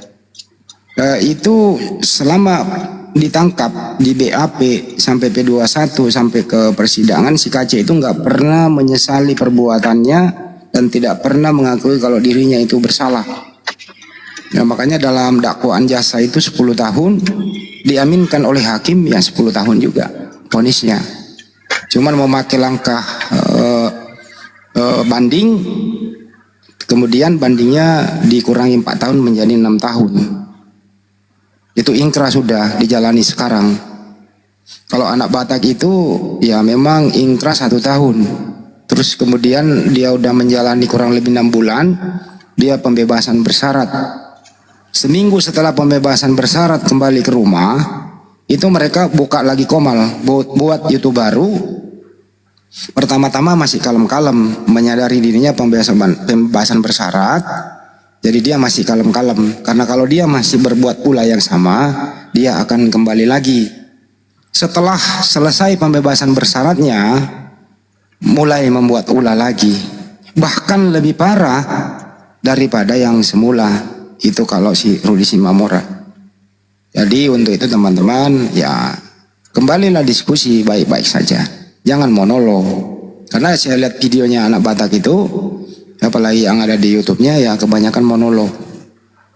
Cenderung mendiskreditkan Nabi kita, kitab kita, sembahan kita. Itu inti sasarannya di sana.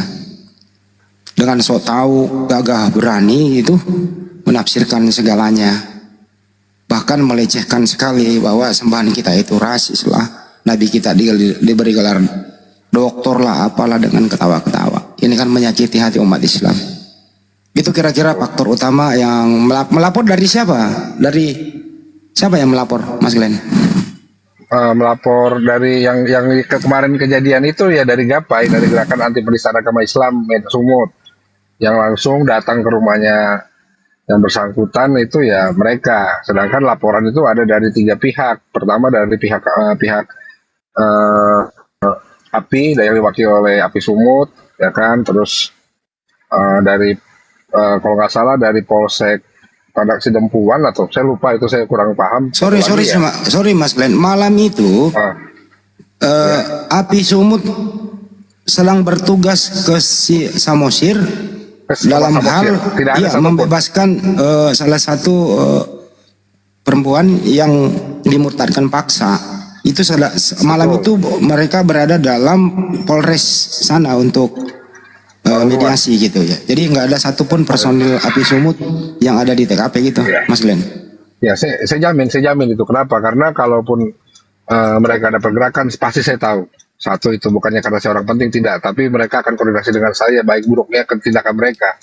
Itu pertama. Kedua, pada saat kejadian itu ada buktinya. Saya sedang berkoordinasi dengan ketua, dengan Bang Bejo, dengan Coki, berkoordinasi untuk bisa melepaskan perempuan ini dari genggaman mereka gitu. Lagi di Polres, ada foto-fotonya lengkap semua kok. Jadi kalau bilang mereka framing API yang menggerakkan ke masa waktu itu tuh salah. Kenapa? Karena bukan API yang menggerakkan, tapi kesadaran, kesolidan umat Islam di Sumut, di Medan terutama, yang menganggap hal-hal penistaan ini harus ditindak lebih cepat. Jadi kita apresiasi juga gerakan cepat dari Persatuan Umat Islam di Sumut ya, terutama di Medan, untuk melakukan gerakan cepat seperti ini. Dan kita apresiasi juga bahwa tidak ada tindakan anarki di situ. Hanya menggiring yang bersangkutan ke polsek terdekat. Ya, itu perlu dicontoh memang Bang Andi. Bahwa jangan mengutamakan emosi, jangan mengutamakan nafsu kita untuk mempersekusi orang yang kita katakan itu salah menista agama kita. Kita gunakan tangan hukum yang ada. Itu saja yang penting Bang Andi. Tapi di luar sana di framing bahwa umat Islam itu main hakim sendiri. Tidak ada kan satu orang pun yang menyentuh mereka, menunggu pihak kepolisian kan gitu. Iya, memang tindakan itu memang sudah terukur bahwa jangan kita, saya selalu bilang jangan kita untuk menyelesaikan masalah hukum menimbulkan masalah hukum yang lain, itu nggak bijak. Selesaikan aja lah dengan tangan hukum, dengan pihak berwajib, polisi, semua kan kita percaya mereka masih bekerja sesuai berintegritas untuk bekerja di Indonesia ini. Kita percaya saja itu. Kita harus tetap berhusnuzon sama mereka. Kita lihatlah perkembangan seperti apa, karena ini aja kita nggak apa-ngapain sudah di framing, apalagi kita nggak apa-ngapain Bang Andi. Itu loh. Ini framing ini kejam, karena kita sama sekali tidak ada satupun api itu yang bergerak pada malam itu, tidak ada, bisa dibuktikan kok. Saya yakin bisa membuktikan tidak ada pergerakan dari api di sini. Udah stop dulu Bang Daniel, ada teman di bawah ini katanya sapa dulu tamunya. Host silakan disapa tamunya. Yang baru naik silakan. Mr. Yusman silakan. Halo, selamat sore. Ya, sore. Itu sore ya. Iya. Anda Kristen, Bro? Kristen. Oke. Topiknya tadi, apakah terjemahan itu adalah kitab suci? Itu topiknya tadi, Bro. Silakan ditanggapi. Tetap kitab suci lah. Tetap kitab suci. Alasannya? Silakan. Ya, untuk mengerti bahasa asli, kita harus menerjemahkan ke dalam bahasa yang kita mengerti kan? Terus? Setelah mengerti, ya tetap suci. Kenapa bisa berubah jadi nggak suci? Dari mana?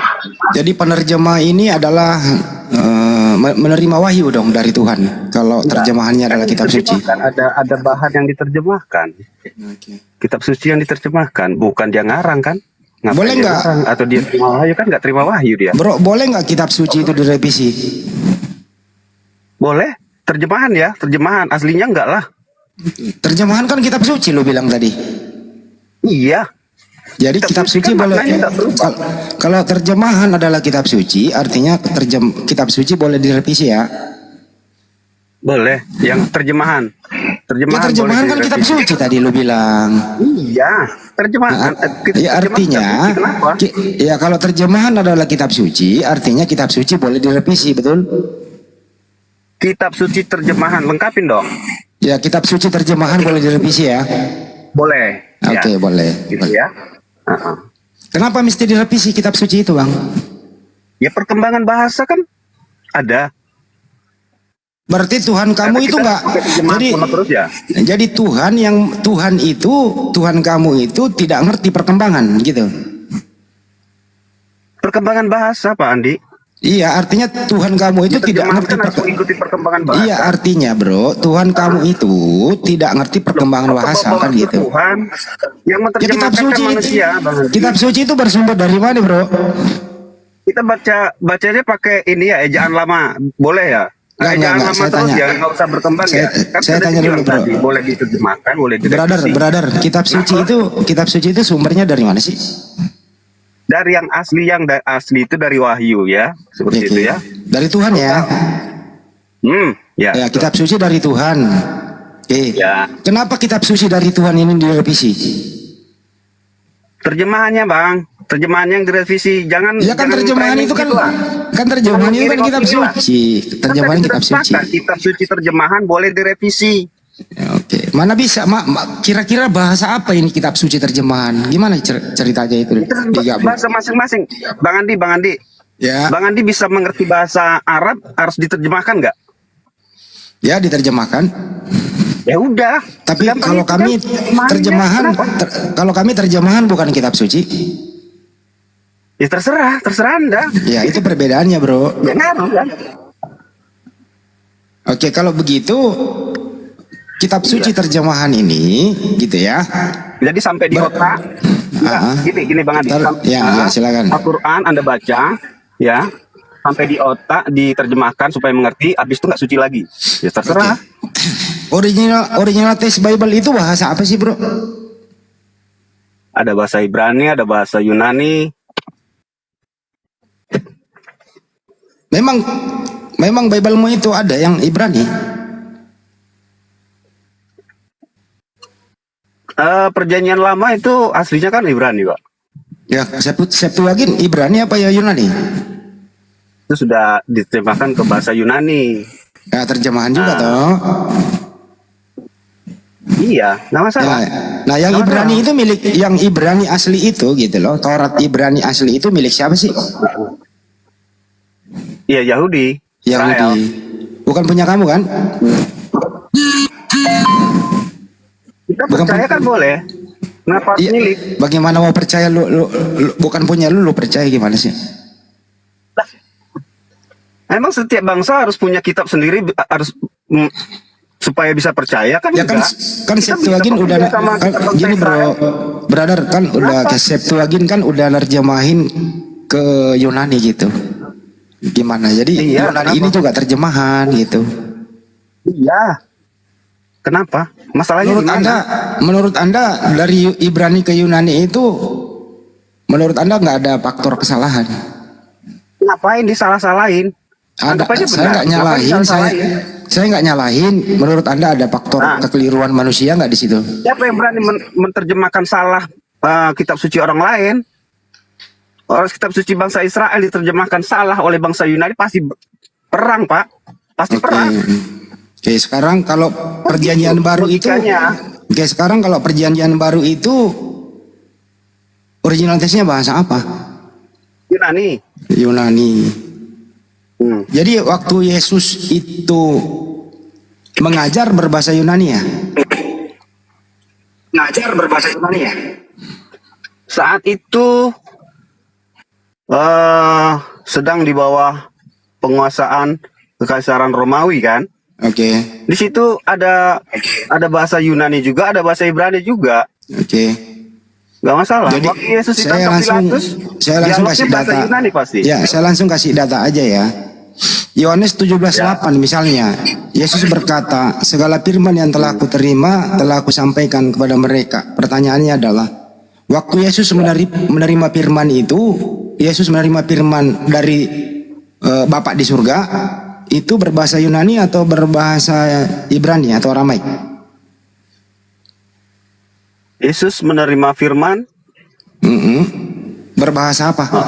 Berbahasa apa? Peristiwanya ada nggak kira-kira ya? Peristiwa. Ada Yohanes 17:8, coba dibaca bang.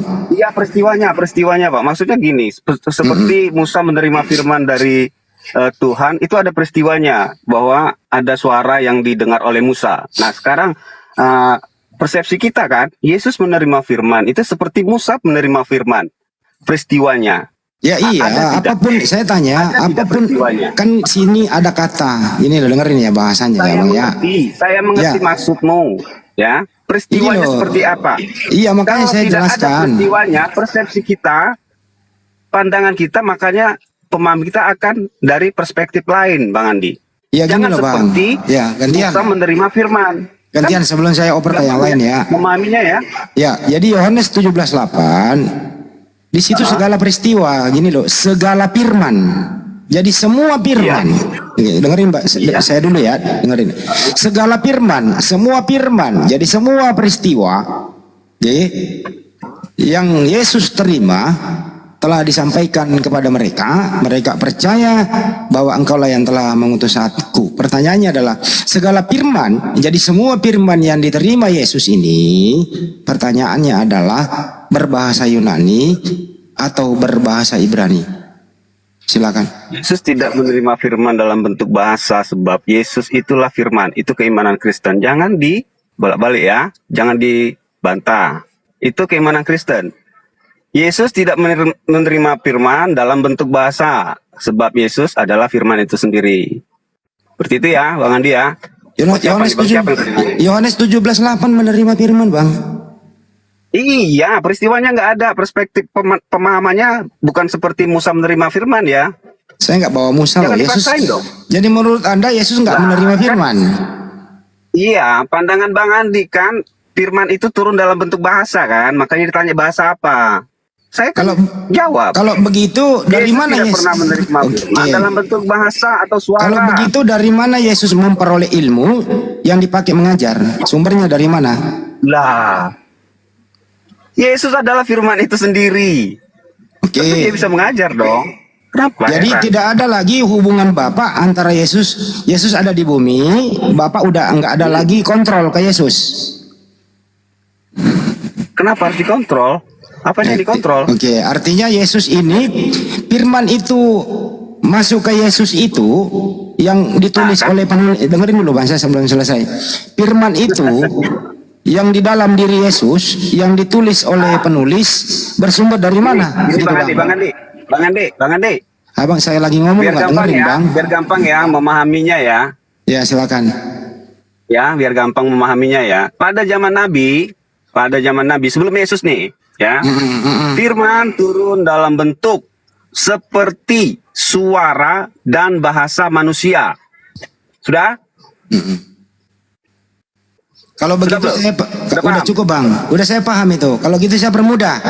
Saya kasih yang paling mudah. Kemudian firman itu turun dalam rupa manusia. Iya. Saya permudah ya, cukup bisa ngerti itu Bang. Gini Bang. Nah, jangan di-framing lagi. Iya enggak. Dalam bentuk suara. Oke, saya memaklumi Anda. Saya hanya nyetel sesuai kemampuan Anda saja. Kalau begitu, ya kalau Yesus itu adalah firman, ya. Firman apa yang pertama kali diucapkan Yesus yang tertulis di Bible? pertama kali yang diucapkan Yesus apa? Enggak. Itu sama saja. Itu dia salah Bang Andi. Silakan Pak Katanya masuk. Yesus itu tidak pernah menerima dalam bentuk kata-kata. Bang, yang didengar Yesus itu apa, Bang? Yesus tidak mendengar apa-apa. Kan Loh, nggak berarti ngerti ya Yesus kalian? bohong, Bang. Siapa yang bilang bohong? Menerima Yohanes firman 5 kan ayat harus 30, mendengar. Bang. Coba dibaca dulu, Bang. Yohanes 5 30, Bang. Nah, bacakan, Itu Yesus bacakan. di situ mendengar, Bang. Apa yang didengar Yesus, Bang? Bacakan dulu. Yohanes 5 30, Bang. Bacalah. Aku tidak dapat berbuat apa-apa dari diriku sendiri. Lanjutin Bang. Ya. Lanjutin Bang. Kita hafal loh ini. Iya, lanjutin dong. Oh, nggak bisa lanjutin. Ya ini. Jadi Bible aja nggak ngerti asal ngomong, saya lihat. Masa Loh, Yesus tapi nggak asal katanya nggak pernah ngomong, mendengar? kalian framing. Padahal Dari tadi kan kalian Yesus framing sendiri bahwa mendengar, menerima Bang. firman. Yesus sendiri mendengar, Bang. Nih, Saya baca ya. aku tidak dapat berbuat apa-apa dari diriku sendiri. Aku menghakimi sesuai apa yang aku dengar. Tuh Yesus mendengar, Bang. Apa yang didengar Iya, Yesus, bahasa Bang? manusianya seperti itu. Ya kenapa bingung kalian? Dah. Bahasa Katanya manusianya tadi harus Yesus nggak mendengar. pernah mendengar, tapi Yesus mendengar di situ. Gimana sih ini orang? Mengerti kan harus mendengar juga. Kapan Yesus mendengar? Kapan suara itu muncul? Ada peristiwanya? Nggak ada Ya, juga. kalau itu tidak pernah terjadi berarti Yesus bohong dong. Katanya Enggak, pernah bohong, mendengar enggak tapi bohong. nggak ada dengar, gimana sih? Berarti Anda menuduh Yesus bohong kalau gitu?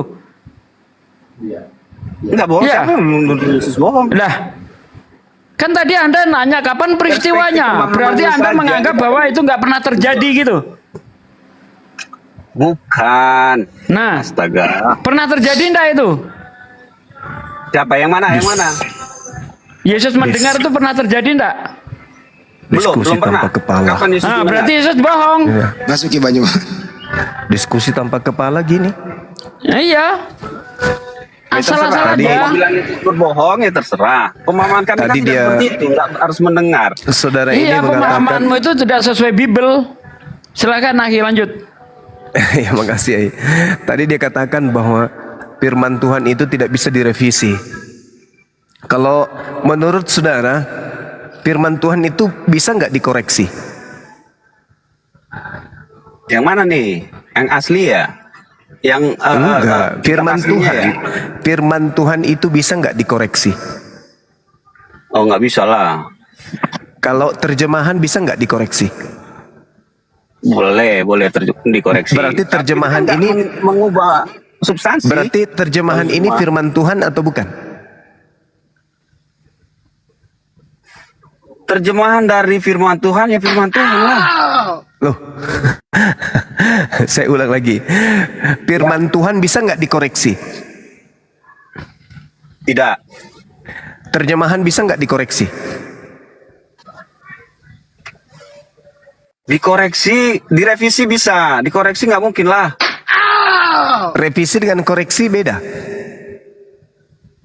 Beda substansi dia. Secara Kalau substansi, koreksi bisa mengubah substansi ya. Kalau revisi itu Kalau kan cuma kalau dikoreksi, misalnya, menyempurnakan. Itu misalnya- tujuannya menyempurnakan terjemahan itu supaya memang maknanya pas dengan makna Oke. aslinya seperti itu loh. Oke, berarti firman Tuhan bisa diperbarui, bisa diperbaiki supaya sesuai dengan apa yang diinginkan oleh manusia gitu. Tidak seperti itu, jangan framing lagi Bang Juma. Sebenarnya oke. Bang Juma ini pintar tapi kok menggiring Oke. sih. Oke. Anda tadi mengatakan bahwa firman Tuhan itu tidak Bang Juma ya? Bukan. Siapa yang ngomong tadi? Anda tadi mengatakan bahwa terjemahan itu adalah firman Tuhan. Firman Tuhan bisa dikoreksi, firman Tuhan bisa direvisi. Apa seperti Secara itu? bahasa, secara tata kalimat, secara bahasa itu bisa dengan Nah, kalimat yang disebut atau bahasa terjemahan jadi itu, sempurna mendekati yang disebut makna terjemahan itu, sebenarnya. Diterusin dong. ini kalau Bukan tidak ada artinya otak begini mengubah diskusinya ini. secara keseluruhan. Firman Tuhan itu yang diterima oleh Nabi, yang diterjemahkan dan dari terjemahan itu bukan lagi yang diterima oleh Nabi. Setuju enggak? Setuju. Nah, yang diterima oleh Nabi Musa bahasa Ibrani atau bahasa Septuaginta? Ibrani ya, Ibrani. Ibrani. Berarti yang Septuaginta ini diterima dari mana? Kan terjemahan. Tentu kan salinan berarti dari terjemahan yang ini asli. Gimana? berarti terjemahan ini wahyu Tuhan atau bukan? Ya wahyu Tuhan lah, bagaimana sih? Siapa yang mewahyukan firman dalam bahasa Septuaginta? Dan kepada siapa? Tuh kan, sudah dibilang tadi terjemahannya. Gini, enggak ini Bang Jumat Anda tadi mengatakan sudah bahwa Anda mengatakan bahwa Septuaginta itu adalah firman Tuhan. Pertanyaan saya, kalau Septuaginta firman Tuhan, Tuhan pernah berfirman kepada Nabi siapa bahasa Septuaginta? terjemahkan lagi aja ke bahasa Inggris, ke bahasa Ibrani. Ya seperti itulah. Yang dikatakan firman Tuhan itu adalah Tuhannya yang berfirman kepada yang menerima. Ada di situ, ada Tuhan di sana. Tuhan memberikan perkataannya kepada nabinya. Sekarang nabi mana yang menerima firman? Gak mutu polemiknya, gak mutu. Nabi mana yang menerima? Nabi mana yang menerima firman dalam bahasa Septuaginta? Penting ya. Ya dong, supaya kita tahu bahwa kalau terjemahan berarti bukan firman Tuhan. Terjemahan dari firman Tuhan gimana sih? Kalau terjemahan dari firman Tuhan, kalau terjemahan dari firman Tuhan, kucing saya juga tahu. Yang jadi permasalahan di sini, Anda mengatakan terjemahan itu adalah firman Tuhan, itu loh. Ya bedanya di mana? Saya memahami firman Tuhan dengan bahasa saya. Jadi saya mengerti Tuhan. Tuhan. Tuhan berfirman kepada Nabi Musa dalam bahasa Ibrani. Itu firman Tuhannya. Harus diterjemahkan oleh bahasa sendiri, Bang Juma. Maka terjemahan ini bukan firman Tuhan.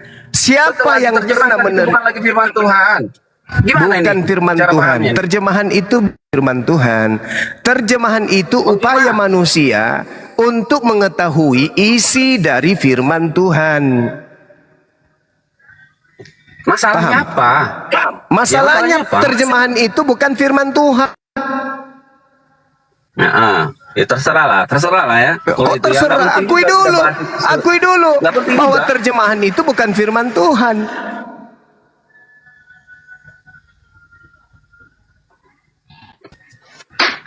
Jadi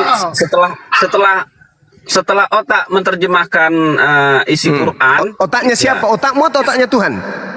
Terserah otak manusia. Otakmu atau otaknya Tuhan? Tanya dulu.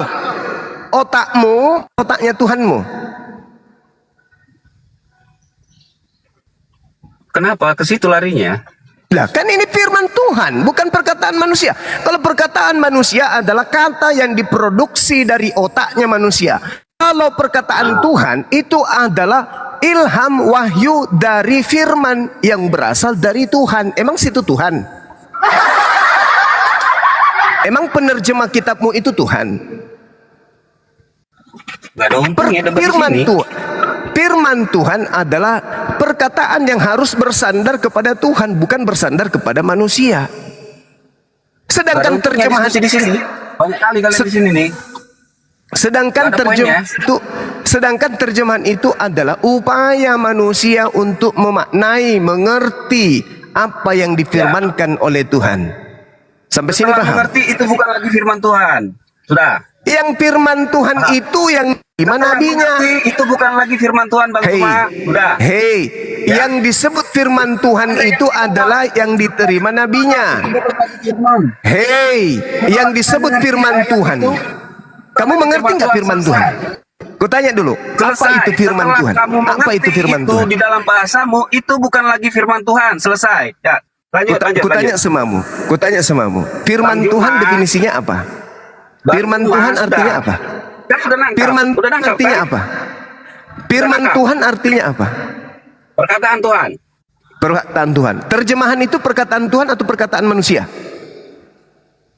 Perkataan Tuhan yang diterjemahkan, jangan dipotong-potong. Saya tidak tanya itu. Saya tanya terjemahan itu perkataan Tuhan atau perkataan manusia? Perkataan manusia. Perkataan manusia. Berarti sudah terjawab. Seperti sudah terjawab. Terjemahan itu adalah perkataan. Tanya dulu. Terjemahan itu adalah perkataan siapa?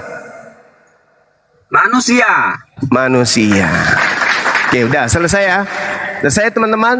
Berarti kitabnya orang Kristen yang ada di Indonesia ini firman Tuhan, perkataan manusia. Perkataan manusia. Bagus. Terima kasih banyak. Anda sudah mengakui. Dengarkan saudara Kristen se-Indonesia. Dengarkan semuanya. Orang Kristen Indonesia. Anda harus mengakui dari hari ini bahwa Kristen tidak punya firman Tuhan. Yang Kristen punya hanyalah perkataan manusia yang disangka firman Tuhan. Dah selesai. Siap. Silakan Bang Handi diambil alih. Tugas saya sudah selesai. Begitu dong dari tadi, jujur. Selesaikan. Jangan diputar-putar atau bro. Udah. Selesaikan kalau udah begitu. Jadi kalau jujur itu cepat urusannya. Tapi jujur memang menyakitkan. Tapi kami toleran kok. Kalau udah jujur kita toleran. Ya TST aja udah, tahu sama tahu. Begitu. Oke?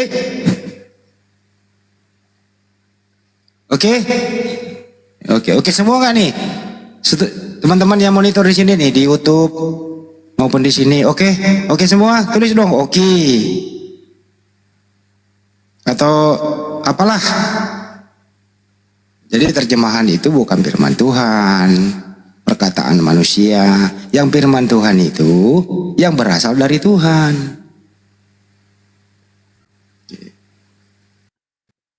Kalau terjemahan itu firman Tuhan, ngeri kali. Direvisi dari zaman ke zaman gitu. Gimana bro? Arab, kitab bahasa Arab Bang Andi itu diterjemahkan nggak? Diterjemahkan Bang. Waduh, jadi perkataan manusia lagi berarti. Ya memang, ya, terjemahan itu perkataan manusia Bang. Wow, sama kan? berarti. Hah? Sama aja ya, remis dong. Kok remis? Lu bilang tadi perkataan manusia firman Tuhan. Kalau di Al-Quran itu terjemahan bukan firman Tuhan.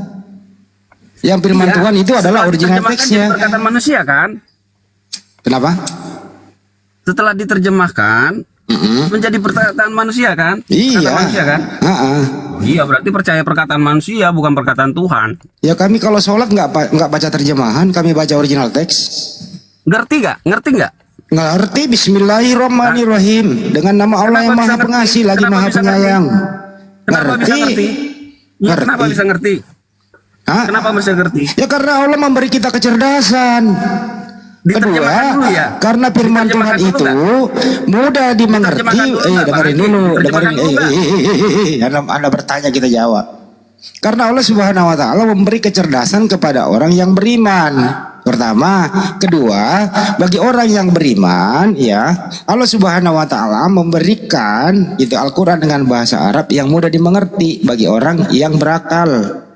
Itu loh, beda dengan Yunani.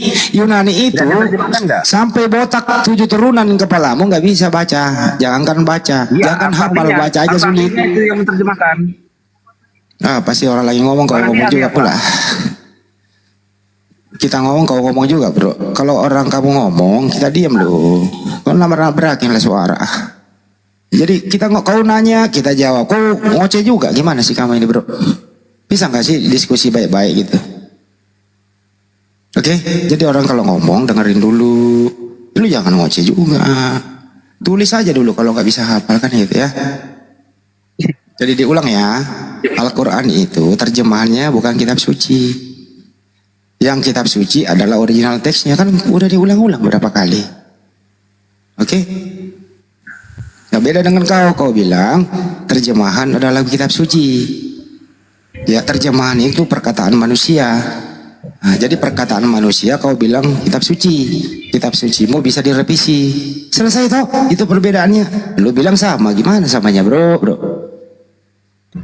Jangan disama-samain kalau tidak sama. Silakan Ucok, kau yang baru naik silakan. Ya, selamat sore. Sore. Jumat tadi Anda mengatakan.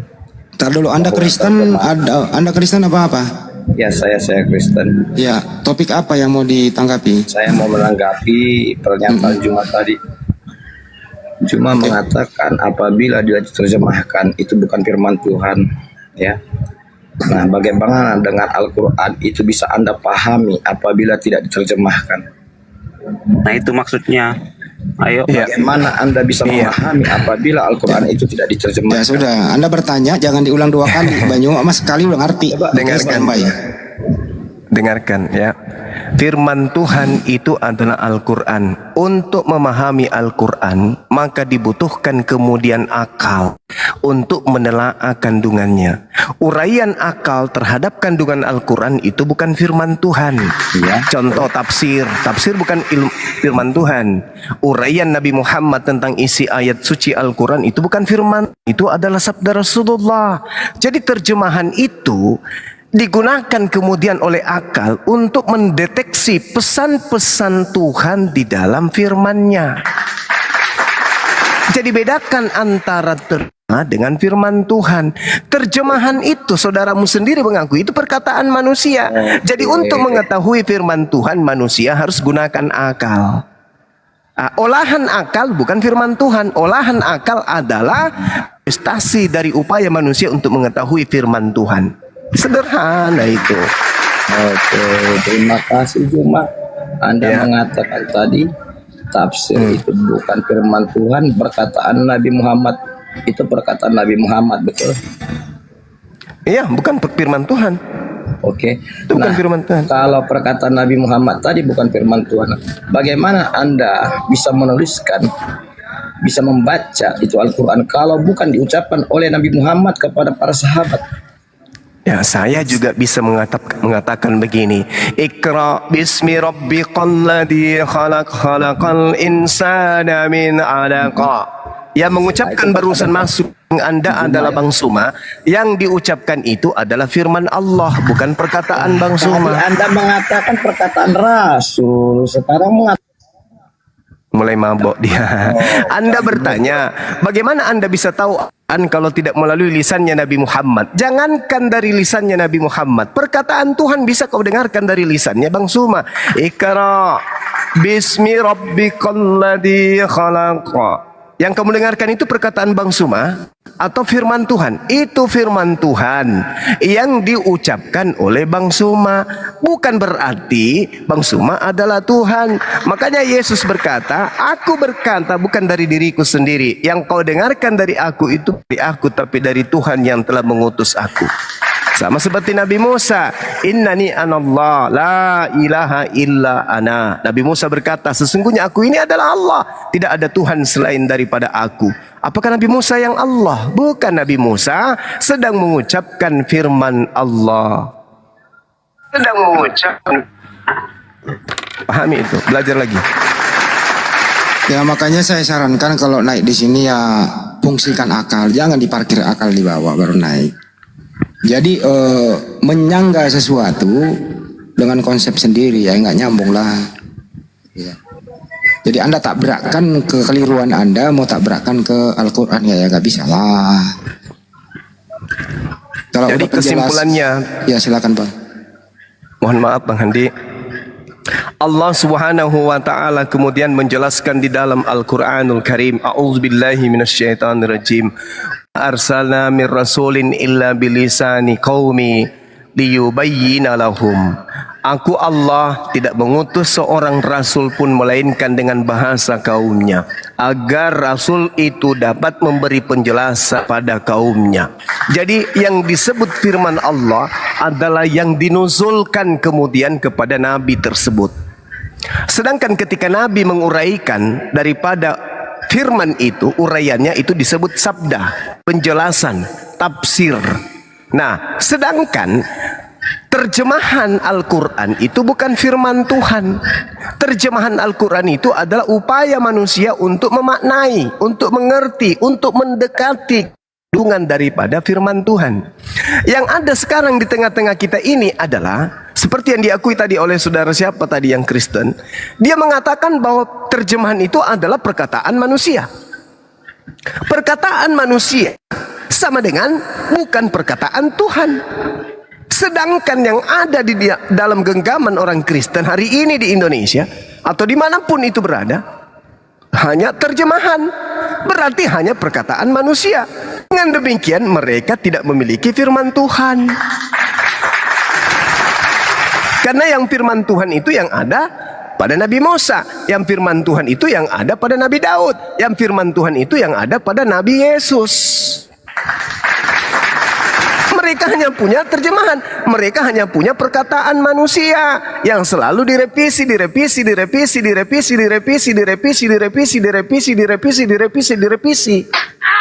Makanya apakah perkataan Tuhan bisa direvisi oleh manusia? Tidak bisa. Kenapa kitab Anda bisa direvisi? Ya karena bukan firman Tuhan. Sebuah kitab ketika direvisi mencerminkan itu bukan firman Tuhan, karena firman Tuhan mustahil direvisi oleh manusia. Sedangkan yang terjadi adalah Al-Quran ketika ada yang mengatakan direvisi, yakin dan percaya itu bukan revisi ayat suci Al-Quran, tetapi revisi terjemahan. Berarti yang direvisi adalah perkataan manusianya, bukan firman Tuhannya. Kalau di saudara kita Kristen sudah diakui bahwa yang direvisi itu adalah terjemahan. Kenapa direvisi? Kenapa bisa dikoreksi? Kenapa bisa berbeda-beda? Karena itu memang bukan firman Tuhan. Itu alasannya. Jadi kesimpulannya adalah hanya umat Islam yang memiliki firman Tuhan. Di luar Islam hanya perkataan manusia. Kalau perkataan manusia syarat dengan kesalahan. Kenapa? Karena manusia pasti punya kekurangan. Manusia pasti punya kehilapan. Manusia tidak memiliki kesempurnaan. Oleh karena manusia tidak memiliki kesempurnaan, maka pasti perkataannya memiliki kemudahan kesalahan. Kalau dia sudah memiliki kesalahan, berarti tidak layak disebut sebagai kitab suci karena punya noda. Tidak disebut sebagai kitab yang bisa mengantarkan manusia kepada keselamatan karena memiliki kesalahan. Maka celakalah orang yang mengkitabkan sebuah buku yang mati sebelum buku itu diperbaiki. Celakalah orang yang iman kepada sebuah kitab meninggal dunia sebelum kitab itu diperbaiki. Ayo sekarang bertanya, benarkah keadaan posisi kitab Anda hari ini sedangkan original teksnya tidak? Bisa Bang Juma dijelaskan surat Al-Baqarah ayat 79? Satu kali lagi Bang Handi, nggak enak.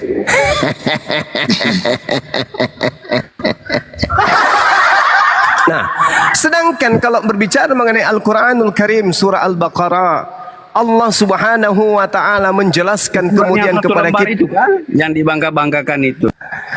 Satu lembar hadapan Anda sudah melihat berapa lembar satu kitab Al-Qur'anul Karim, sedangkan Anda satu huruf pun tak ada, yang ada cuma bahasa manusia.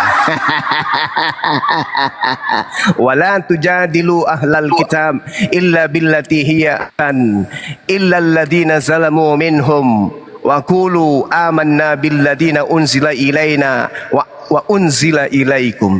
Inilah yang Allah katakan, jangan kau berdebat dengan ahli kitab.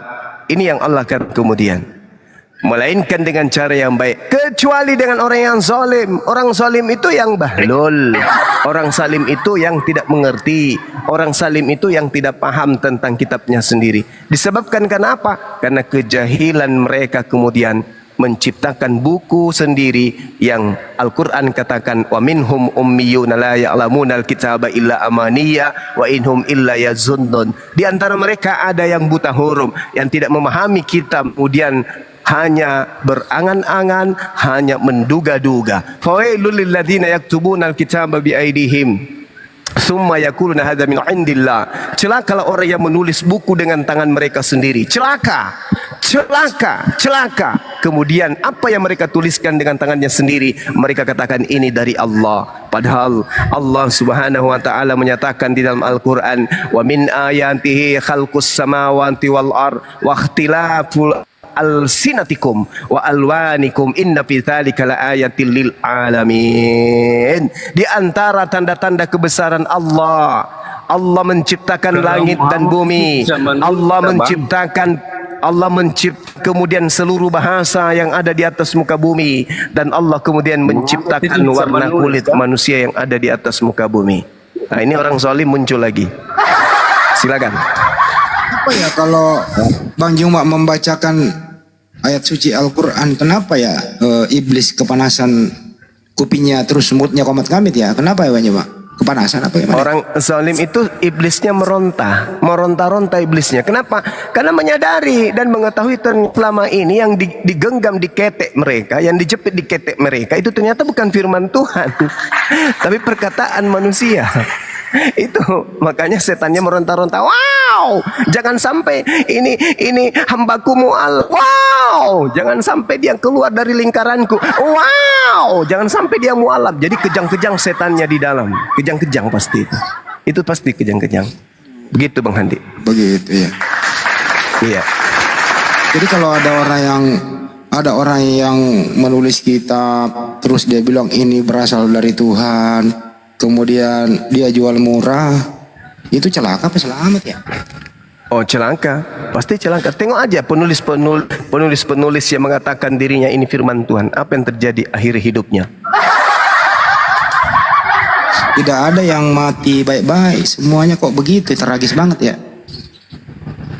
Makanya Al-Quran mengatakan Fabashirhum bi'azabin alim. Beritakanlah kabar gembira kepada mereka Bang Handi, yaitu kabar tentang azab yang pedih. Ini berita gembira ini buat mereka. Oh, ternyata kitab kita bukan firman tapi perkataan manusia. Itu adalah kabar gembira. Bagi mereka yang menggunakan akal, ini adalah kabar gembira. Setelah mereka bersyahadat, apa yang dikatakan? Terima kasih wahai para apologet Islam Indonesia. Andai bukan kalian, aku akan mati di dalam beriman percaya pada buku-buku yang ternyata hanya tulisan manusia. Untung aja ada Bang Handi. Untung ada Bang Glenn yang menerangkan kepada aku bahwa ternyata yang kupercaya selama ini hanyalah tulisan-tulisan manusia, bukan firman Tuhan. Nah, berita gembiranya apa? Mereka kemudian meninggalkan, lalu mereka mendapatkan jaminan surga. Tapi azab pedihnya adalah ketika mereka mempertahankan kebahlulan. Mereka mempertahankan kemudian sesuatu yang salah, mereka anggap benar. Itulah azab pedihnya yang mereka akan dapatkan nanti di neraka jahanam.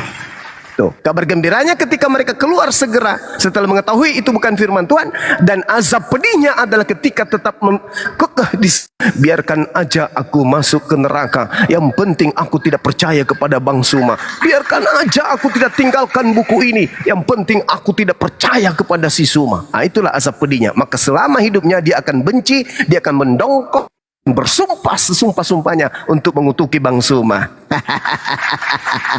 Belum mati sudah tersiksa. Batinnya merana dan merana. Silakan Bang.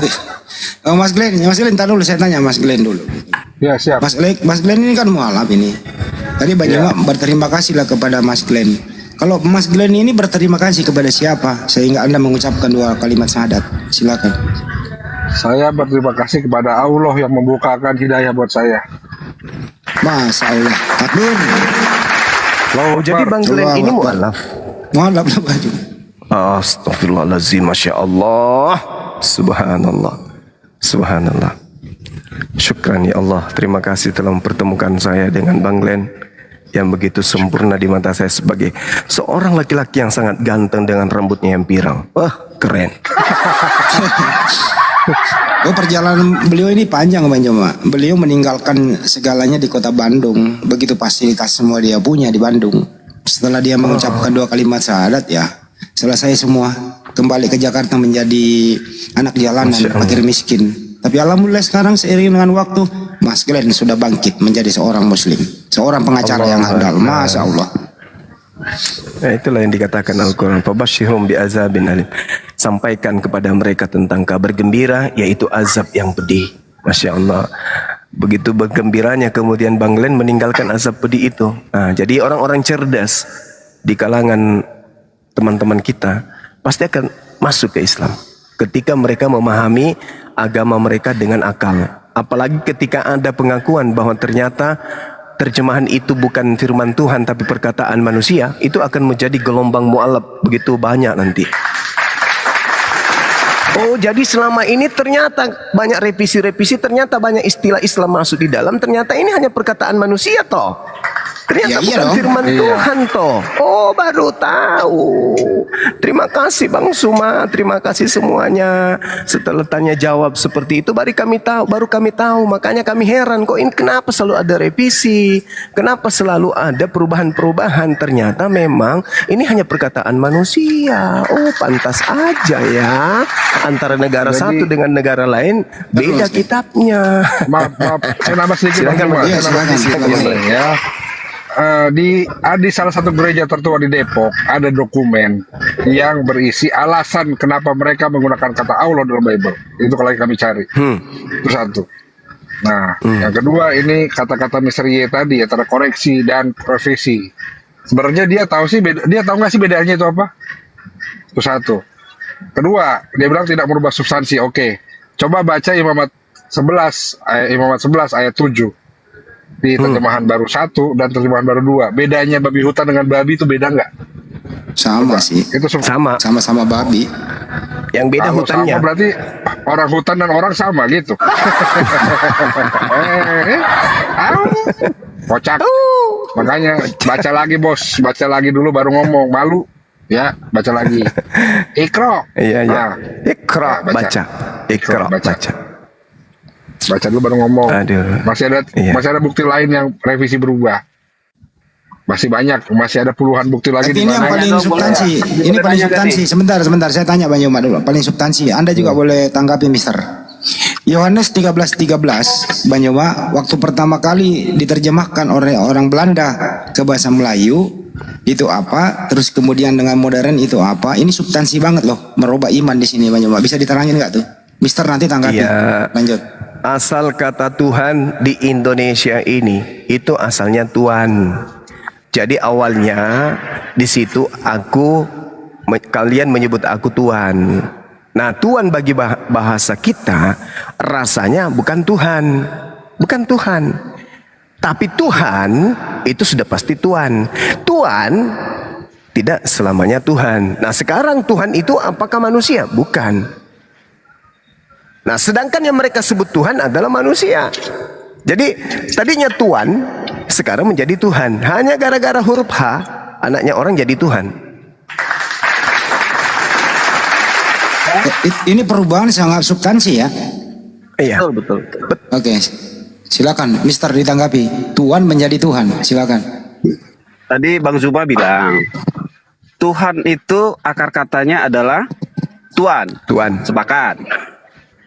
Berarti sebelum ada kata Tuhan, yang ada adalah kata Tuhan. Ya kan? Ya. Berarti kata Tuhan itu kata baru yang dimunculkan. Betul. Intinya ya, Tuhan asalnya Tuhan. Enggak, tadi Bang Yusman bilang akar katanya adalah Tuhan. Sumber kata Iya. Tuhan itu awalnya Tuhan. Sumber tadi akar kata, Bang Juma. Saya mendengar dengan baik loh. Ya udah, Tuhan silakan. Ya, berasal- silakan. Akar katanya adalah Tuhan. Sepakat Ya, di situ. terus Berarti sebelum ada kata Tuhan, yang ada adalah lagi, kata balik Tuhan. lagi, ulang lagi, sekali lagi. Nah, sekali lagi, ulang lagi sampai sore, sampai malam. Tadi Tuhan itu tadinya adalah Tuhan. Dah selesai. Terus yang Anda ingin jual apa? Ya, sebelum ada kata Tuhan, yang ada adalah kata Tuhan. Artinya kata Tuhan Mundur itu lagi. adalah kata baru. Ini harus guru bahasa Indonesia yang jelas ini, Bang Yoma. Kebetulan ini saya guru bahasa Indonesia. Gini bro, Mister. Itu bahasa Melayu tinggi tidak dikenal Tuhan. Setelah ada Leckdecker memasukkan kata TWA-an itu menjadi Tuhan. Artinya apa? Bahasa Melayu sudah disahkan oleh Purawa Darminta adalah Tuhan, tapi kata Tuhan tetap terpakai. Kata Tuhan terpakai, kata Tuhan terpakai. Artinya antara Tuhan dan Tuhan berbeda maknanya. Itu bahasa Indonesianya begitu. Tadi katanya akar kata. Berarti kan nggak ngerti juga dah. Iya dong, kok kalian nggak bisa mengerti. Kalau akar kata berarti kata Tuhan lebih dulu, baru muncul kemudian kata Tuhan. Itu Ya udah kalau begitu artikan langsung. Apa arti Tuhan? Apa arti Tuhan? Nah jawab. Langsung aja, nggak usah diputar. Apa arti Tuhan? Apa arti Tuhan? Jawab. Enggak, kita harus urut dari nggak bawah bisa lagi, dulu. susah lu nggak mau jujur. Jadi memperpanjang masalah. Saya nggak mau jujur, saya mau menjelaskan karena ribut. Ya udah jelaskan. Ya kan? Kata Tuhan itu sebenarnya belum ada waktu Alkitab menerjemahkan pakai kata Tuhan. Benar gak? Kemudian terusin Ledeka aja. seperti yang Abang Andi bilang, menambahkan ha itu adalah kata baru. Ya kan? Kata baru dalam kosakata bahasa Indonesia. Kita bisa selidiki lah, referensinya banyak itu.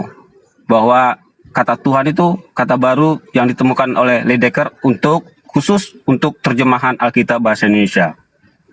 Ya kan?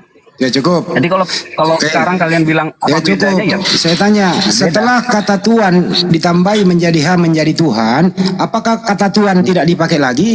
Dipakai atau tidak? Masih dipakai. Masih dipakai. Sekarang pertanyaannya, apa arti kata Tuhan? Apa arti kata Tuhan? Jawab. Tuhan ya, Tuhan penguasa. Oke. Tuhan? Nah, Tuhan itu penguasa juga, cuman Tuannya Tuhan adalah Tuhan, penguasanya penguasa, para penguasa itulah Tuhan.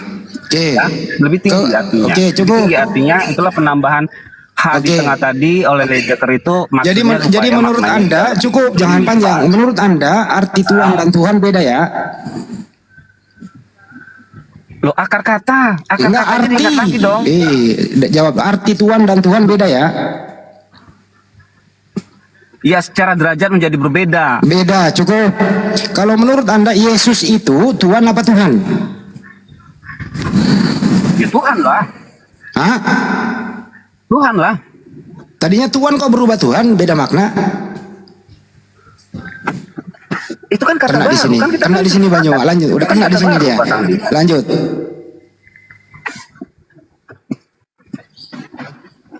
Kita mau ganti kata Tuhan dengan kata apapun kan gak ada masalah sebenarnya. Kenapa kalian jadi ribut gitu loh?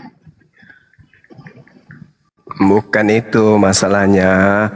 Kalian itu suka yang palsu-palsu dengan berbagai macam alibi, opini, kemudian rekayasa. Kalian itu suka yang palsu-palsu. Itu dia. Yesus ini kau mau sebut Tuhan, Yesus kau mau sebut Tuhan, Yesus kau mau sebut apapun, tetap aja dia bukan pencipta langit dan bumi. Nah, itu intinya di situ. Intinya itu di situ. Kita kaji pelan-pelan Apapun saja. itu. Jadi kalau ada perkataan takut. atau Kenapa takut Bang Juma? maksudnya takut apa? Takut apa? Anda mau ributkan kata Tuhan? Hah? Di situ Yesus mengatakan mar. Oke? Bukan mengatakan alaha. Yesus mengatakan kurios, bukan mengatakan theos. Udah selesai. Kalian aja yang suka yang palsu-palsu. Karena dia disebut Tuhan, maka dia adalah Tuhan. Apa pula, orang mana yang bisa kau kibulin dengan prinsip kayak begitu? Nggak ada. Yesus menggunakan bahasa Ibrani. Ya kan? Kalau dipaksakan pun dia menggunakan bahasa Yunani, Yesus mengatakan kurios. Kurios itu Tuhan. Tuhan itu adalah skala manusia, ciptaan, makhluk. Yesus tidak mengatakan theos. Kalaupun Yesus mengaku theos, berarti dia adalah dewa. Jadi tidak ada jalan untuk menjadikan sembahan Anda itu sebagai pencipta. Itu aja masalahnya. Sekarang kalau dia menggunakan bahasa Aramaik atau bahasa Ibrani, katakan mar, bukan alaha. Gini. Jadi deh. Kalau Kristen mengganti kata Tuhan dengan kata yang lain selain Tuhan boleh nggak? Ya, ku bilang tadi gelar apapun yang Anda ingin nisbahkan kepada Yesus tetap aja bukan Tuhan. Tetap aja bukan pencipta, tetap aja Halo, bukan khalik. Bang Juma. Dia hanya ciptaan. Nggak ngerti. Kalau kata Tuhan yang sebelumnya kata Tuhan itu, ya kan, kami terjemahkan dengan kata yang lain, misalnya kata fufu-fafa misalnya. Ya silakan aja, Papa Fufu. Nggak ada urusan. Ya. Itu dari Talu. Itu dari Talu. Itu dari Talu. Yang pasti bahasa Indonesia, rasa bahasa Indonesia sudah final. Tuhan itu manusia, Tuhan itu pencipta manusia. Lu mau apa? Papa Fufu, Fufu apa? Dengar dulu. Yang terjadi itu ketika kami rubah kata itu, kata Tuhan menjadi kata baru itu ada yang menghubungkan dengan kepercayaannya. Makanya kita bentrok begini kan gitu. Jadi kan apapun aneh nanti, memang. Misalnya kami Aneh memang karena Halo. Tuhanmu. Misalnya gini. Saya dengar. Misalnya Ya, gini. sebentar, saya belum selesai. Dengar dulu. Anda yang dengarkan saya. Ketika Anda datang di negara ini mengatakan seekor sapi adalah kucing, otak mana yang bisa menerima itu? Otak sedeng, otak sengklek. Nggak nyambung. Kok nggak nyambung pula? Kok nyambung pula? Anda ingin mengatakan bahwa Yesus itu adalah Papa Fufu, silakan. Tapi ketika Anda mengatakan Yesus itu adalah Allah, Anda berhadapan dengan kami. Karena menyalahi konsep, menyalahi akidah. Lu mau apa? Anda mau mengatakan Tuhan berubah, Tuhan berubah menjadi sendal, Tuhan mau menjadi pisang goreng, nggak ada urusan. Tapi ketika Anda mengatakan kata Tuhan berubah menjadi Allah, Anda berhadapan dengan umat Islam. Itu aja pun. Gini.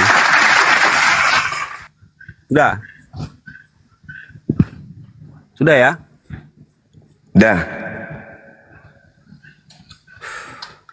Yang terjadi kan seperti itu Bang Juma. Ketika Tuhan itu dirubah menjadi Tuhan, ada umat kepercayaan lain yang mengklaim bahwa sesembahannya itu Tuhan. Itu yang jadi masalah. Makanya saya tanya tadi, kalau Tuhan kami rubah jadi Fufu Fafa, ada yang mengklaim lagi sesembahan kami itu Fufu Fafa. Ya itu lagi lu, udah dijawab. Orang Bali hari ini keberatan karena Yesus Anda sebut dengan sebutan Sang Hyang Widi. Mereka keberatan. Karena itu adalah Tuhan mereka, sembahan mereka. Kenapa enggak menggunakan Tuhanmu sendiri, dewa? Kenapa? Malu. Takut enggak laku. Sedangkan menggunakan nama Allah saja enggak laku, apalagi menggunakan nama dewa. Gitu maksudnya. Kenapa sih agama kamu itu suka yang palsu-palsu, Bung? Kenapa agamamu itu suka yang palsu-palsu? Saya tanya sama kamu, kenapa agamamu suka yang palsu-palsu? Kenapa? Allah palsu. Ketika Yesus Anda katakan Allah, itu palsu, Tuhan kau itu. Enggak lah. Kami menyebutnya karena Allah, bukan Allah. Terus Allah itu kamu ambil dari mana? Itu kan sudah masuk KBBI, ya bolehlah KBBI coba kau buka sekarang KBBI. Allah adalah kau buka KBBI sekarang. Allah adalah gitu. Enggak ada di sini. Buka. Baca aja. Buka. Allah adalah. Iya. Allah adalah apa? Bacalah. Ya baca sih, kamu yang pakai kata Allah. Tapi kau tidak tahu asal usulnya, kan bahaya. KBBI berani berlawanan dengan Quran. Silakan Anda buka KBBI. Allah adalah. Buka sekarang. Logika aja. KBBI itu representasinya dari Quran kan, bukan Quran berrepresentasi dari KBBI kan? Sekarang pertanyaan saya, KBBI menyatakan Allah itu apa? Gak akan pernah bisa sanggup mempertahankan kepalsuan. Itu percuma, Bung. Kebenaran akan selalu menang. Percuma. KBBI lebih tinggi. KBBI tidak bisa menolongmu, KBBI tidak bisa membantumu. KBBI mengatakan kata Allah itu adalah nama Tuhan dalam bahasa Arab. Gak bisa menolongmu. Kan udah aku bilang kebenaran akan lebih tinggi. Nama Tuhan dalam bahasa Ibrani-nya apa? Eloh atau Eloah atau El. Itu nama. Eloah itu nama. Yes, Eloah atau Allah. Usah lo kok Ibrani kembali ke Yesus deh. Tuhan apa Tuhan, udah itu dulu. Yesus itu Tuhan. Dengerin dulu Mister, saya luruskan. Menurut Anda Yesus itu Kebohongan, kau mau paksakan jadi kebenaran, tidak bisa, Bung, percuma. Bohong. Kan tadi kamu sudah akui terjemahan itu bukan firman Tuhan, tadi perkataan manusia. Semuanya palsu. Itu Bang Andi, nggak bisa ngomong kita. Ya Perkataan sekarang lu manusia, jawab. kau bilang firman Tuhan. Sekarang lu jawab, Yesus itu Tuhan apa Tuhan? Tuhan. Tuhan. Nah, itu kan rusak. Original teksnya apa? Original teksnya Yohanes 13:13 apa? Di situ kurios apa teos? Assalamualaikum. Waalaikumsalam. Waalaikum. Bang Zuma. Sebentar. Siap, Jangan Bang. pindahin topik dulu. Mister, di situ original teksnya itu Ya. kurios apa teos? Kurios. Ya, kurios kalau di artian ke bahasa Indonesia apa? Terjemahkan. Tuhan. Tuhan. Yesus Tuhan apa Tuhan? Berarti Yesus Tuhan. sakit. Kacau. Akar katanya tadi Tuhan. Sakit. Kenapa? Bang Zuma sendiri yang bilang tadi Tuhan itu akar katanya dari kata Tuhan. Sakit. Kenapa? Masalahnya di mana? Ya, sakit. Bang Zuma duduk, saya yang Bentar. Kurios Ya, sama teos silakan. itu, Master setelah kurios sama teos itu artinya sama apa beda? Mana kurios? Kurios dan teos itu artinya beda atau sama? Beda lah. Beda. Beda. Yesus itu kurios apa teos? Ini perlu dijelasin ya.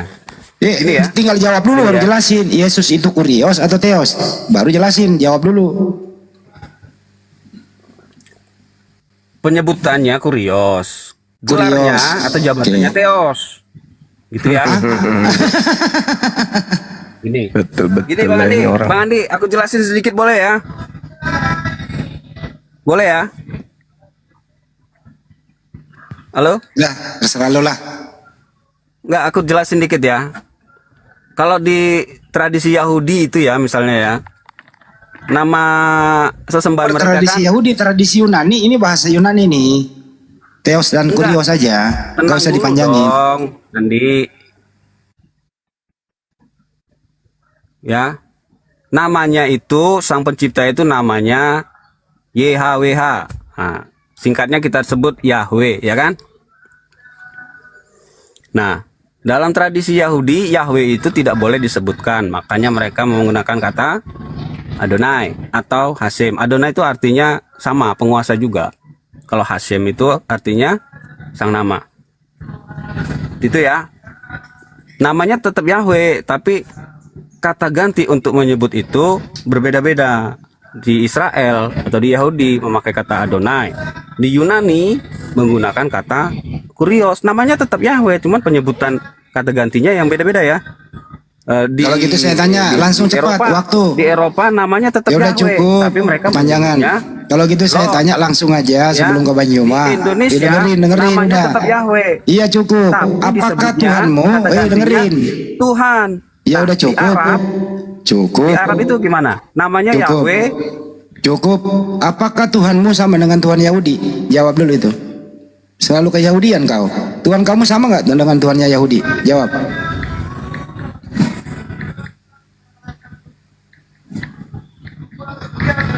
Jawablah. Tuh, apakah Tuhanmu sama dengan Tuhannya Yahudi?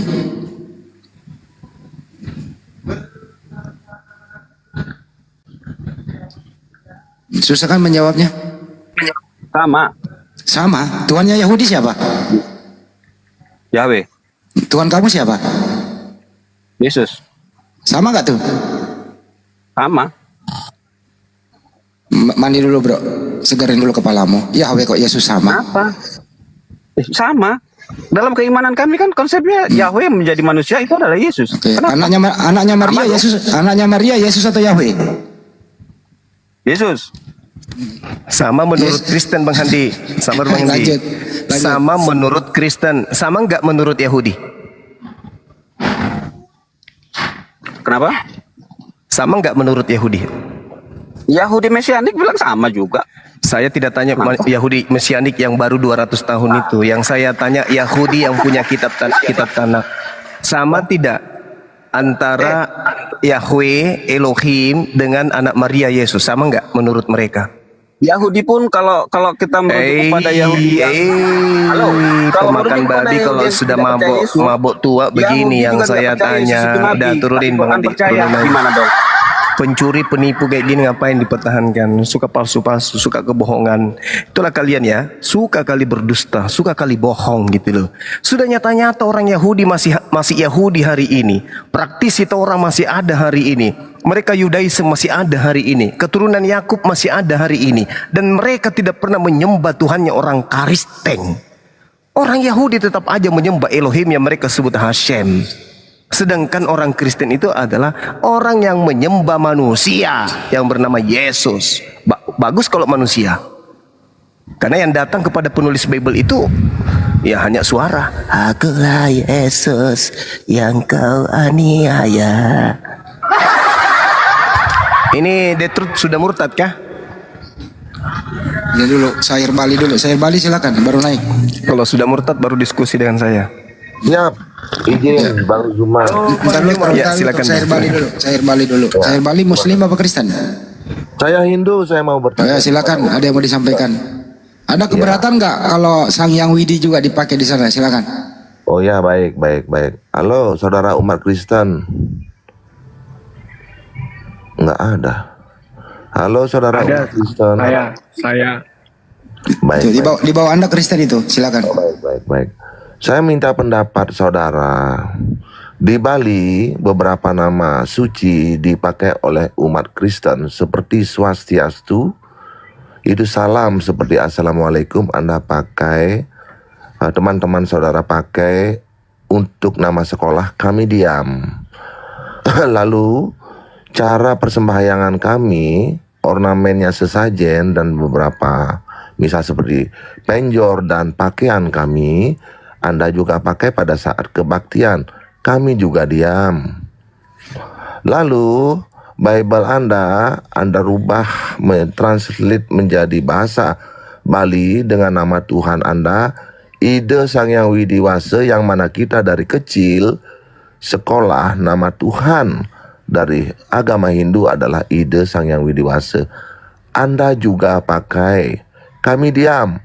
Tatkala Anda, teman-teman Anda di Bali umat Kristen mengatakan bahwa Ide Sang Yang Widiwasa itu beranak yang namanya Sang Yang Yesus, itu kami keberatan sebab anak kami tidak beranak dan diperanakkan. Artinya kenapa kalian itu kehilangan jati diri? Itu apakah itu tindakan yang benar? Kalau tidak benar, mohon dengan sangat sampaikan kepada saudara-saudara Anda di sana bahwa itu tidak benar. Kalau benar, saya selesai sudah bercakap dengan Anda. Terima kasih. Ternyata selama ini Hindu juga keberatan ya. Silakan. Teman Kristen siapa nih? Terus silakan dijawab.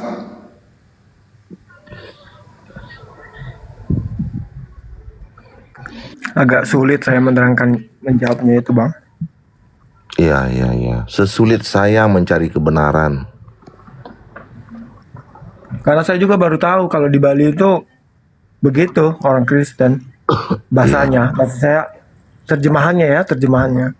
Baik. Yang terakhir pertanyaan saya, seperti Anda mengambil nama-nama sakral, nama-nama suci, nama Tuhan kami, bolehlah saya bertanya sekarang, yaitu agak nyeleneh sedikit, mohon jangan tersinggung, karena Anda pun juga mengatakan umat-umat Anda adalah domba. Saya mau bertanya, apakah rohnya Yesus itu sama dengan roh binatang?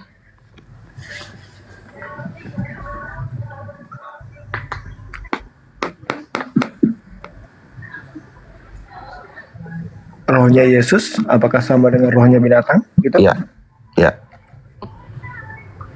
Beda, Bang. Ya, itulah kebodohan. Nafasnya yang sama. Itulah kebodohan kalian. Roh itu semua suci. Yang memberi hidup adalah roh, sifatnya suci. Anda menjiplak Trimurti menjadi Trinitas, tapi tidak mengerti. Oke, sudah cukup saya bicara dengan saudaraku yang ganteng. Terima kasih Bang Zuma. Saya diam dulu. Iya, makasih Bang. Ini The Truth bukan yang panitia surga itu ya? Beda ya? Enggak Bang, saya The Truth-nya baik ini. Alhamdulillah, iya. Dari sekte mana? Saya dari Advent, Gereja Masehi Advent. Advent, ya sorry ya, maaf ya. Tadi tak pikir panitia surga yang The Truth. Enggak Bang. Oke, sip. Silakan diskusi dengan teman. Iya. Ahi Sugi, monitor Ahi.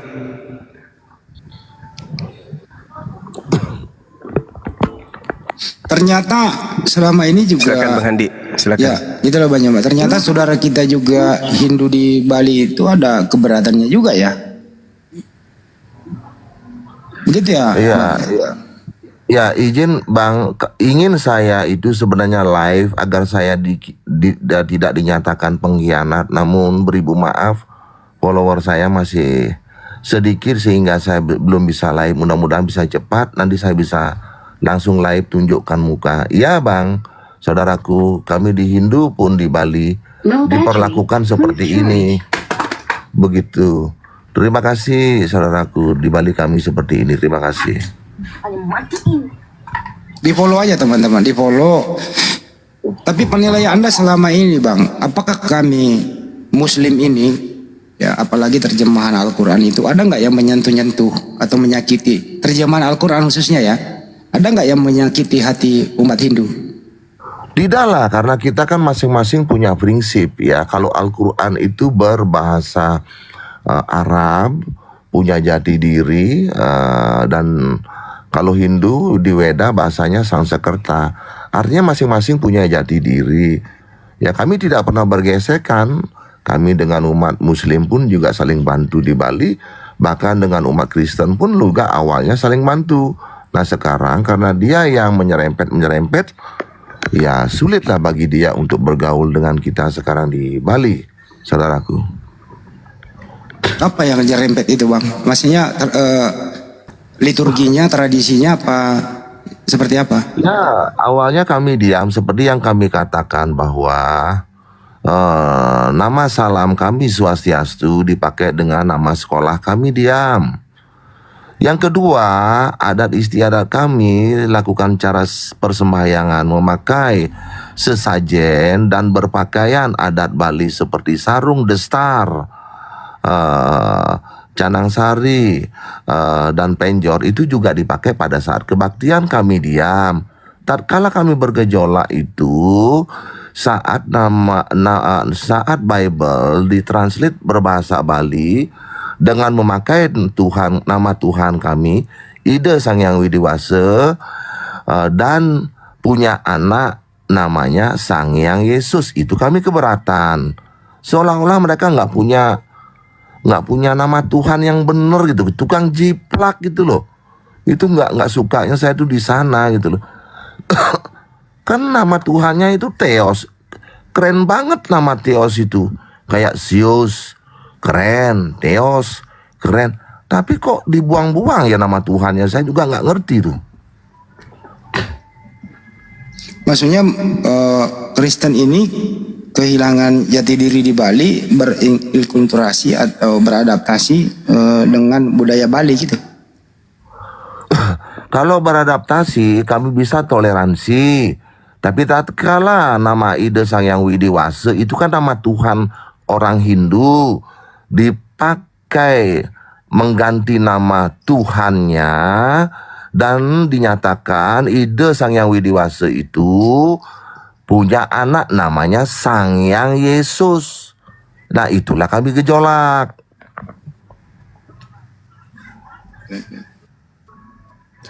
Karena Tuhan kami tidak pernah punya anak, punya istri juga nggak pernah. Oh jadi nama Tuhan Anda di sana dipakai punya anak gitu? Iya. Ya sama dengan di Islam juga Bang. Markus 1 nomor 1 Yesus anak Allah, kami juga keberatan Bang. Nah, maka dari itu, kenapa sudah melakukan kesalahan yang sama terhadap saudara kita umat muslim, sudah salah gejolak, kok nyari gejolak-gejolak lagi? Ini kan memperkeruh dunia namanya seperti ini. Makanya saya tidak terima tatkala dikatakan Yesus itu penyelamat bangsa-bangsa, ya kami tersinggunglah seolah-olah kami itu nggak punya Tuhan, nggak bisa cara berdoa dan lain-lain. Makanya saya bilang nggak usahlah berdoa buat bangsa-bangsa, ya. Nanti kalau bangsa damai sejahtera dibilang Yesus yang menyelamatkan, ya.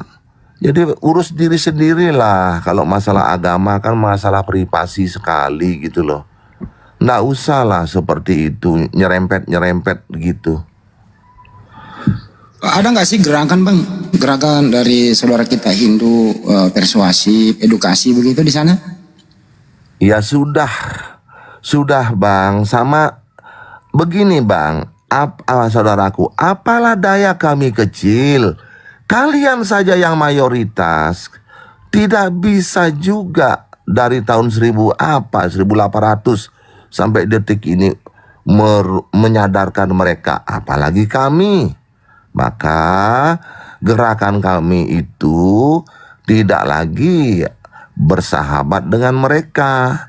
Nah, itulah hukuman sosialnya buat mereka. Ya, mereka pun juga bingung sekarang bertingkah laku begitu di Bali. Oke.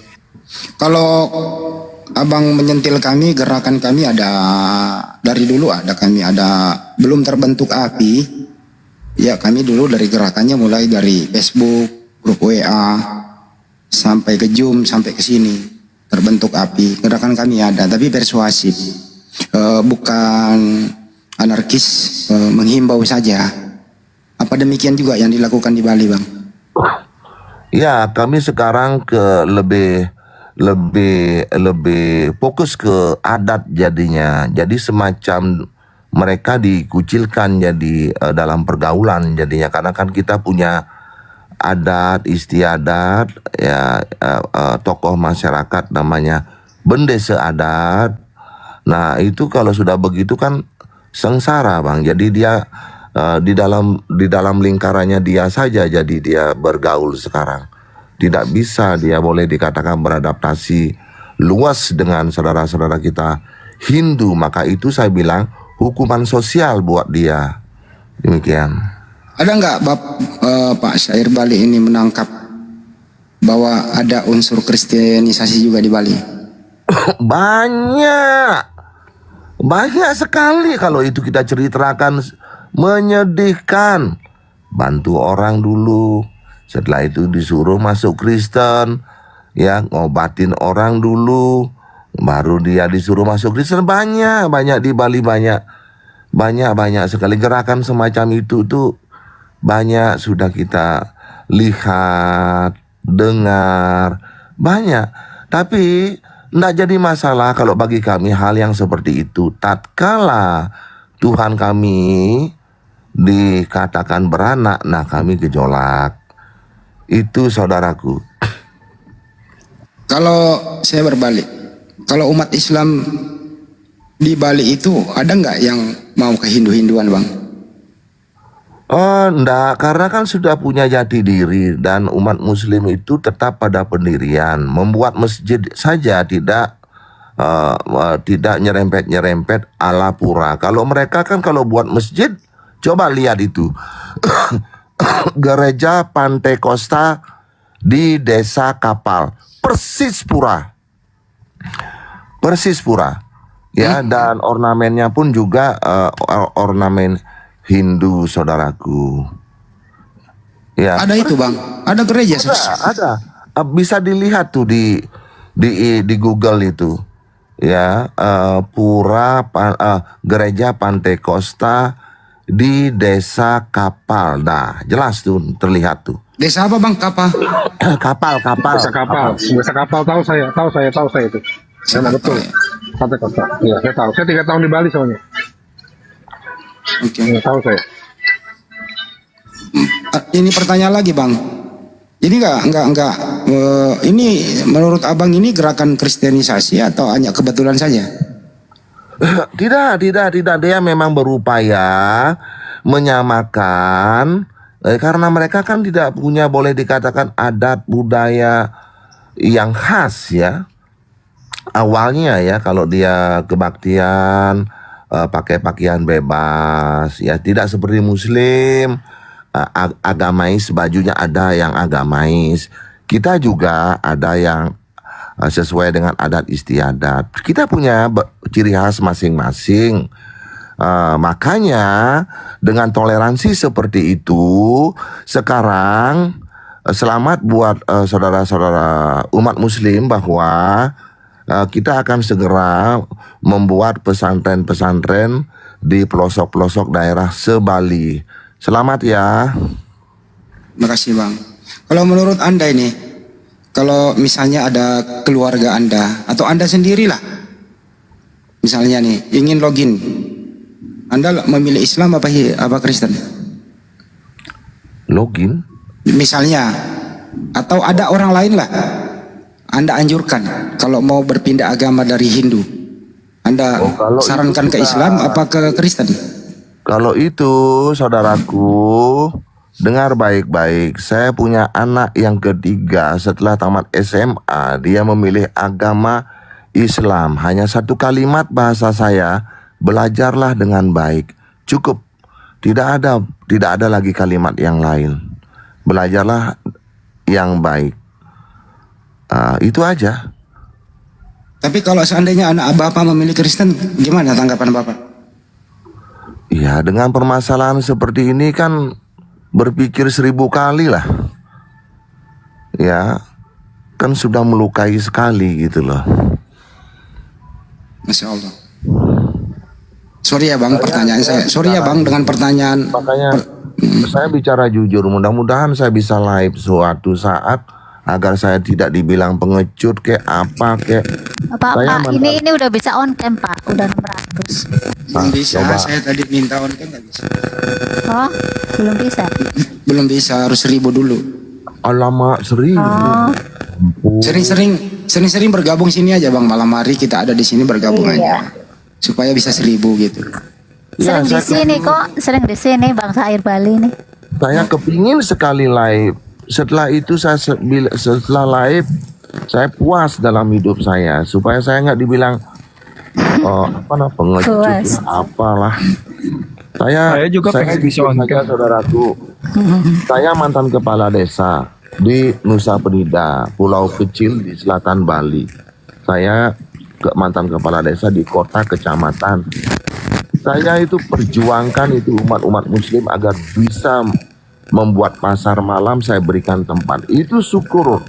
Alhamdulillah mereka bisa naik haji karena itu. 3 orang bisa naik haji karena itu. Itu saya bangga sekali menjadi diri saya gitu loh. Dan saya juga memberikan rumah saya untuk tempat kebaktian awalnya. Tapi setelah saya tahu begini, stop, nggak boleh lagi. Ya jadi toleransi kita itu sudah ke tingkat itu gitu loh. Ya kenapa mereka nyakitin kami gitu loh. Itu yang kami tidak bisa terima. Kami biasa pendetanya datang, kita jamu dengan baik. Ya sama teman-temannya datang, kita jamu dengan baik. Kita lindungi dia. Ada guru-guru umat Kristen di Nusa Penida, saya pribadi yang melindungi, saya pasang badan untuk dia tidak dibully dan segala macam. Balasannya seperti ini. Ampun deh ini nih. Itu menurut abang itu personal apa bukan kelompok? Personal atau kelompok?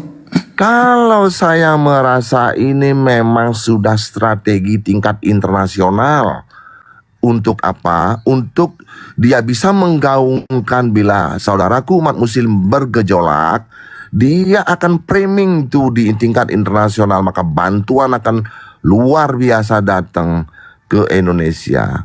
Dan yang kita takutkan lagi adalah ya terjadinya kios dan segala macam. Kita sih tidak takut, tapi kalau terjadi itu kan kasihan anak-anak kita. Gara-gara orang segelintir di Indonesia menyebabkan Indonesia itu hancur. Kita kan tidak mau, kita sama-sama tidak mau hal itu terjadi.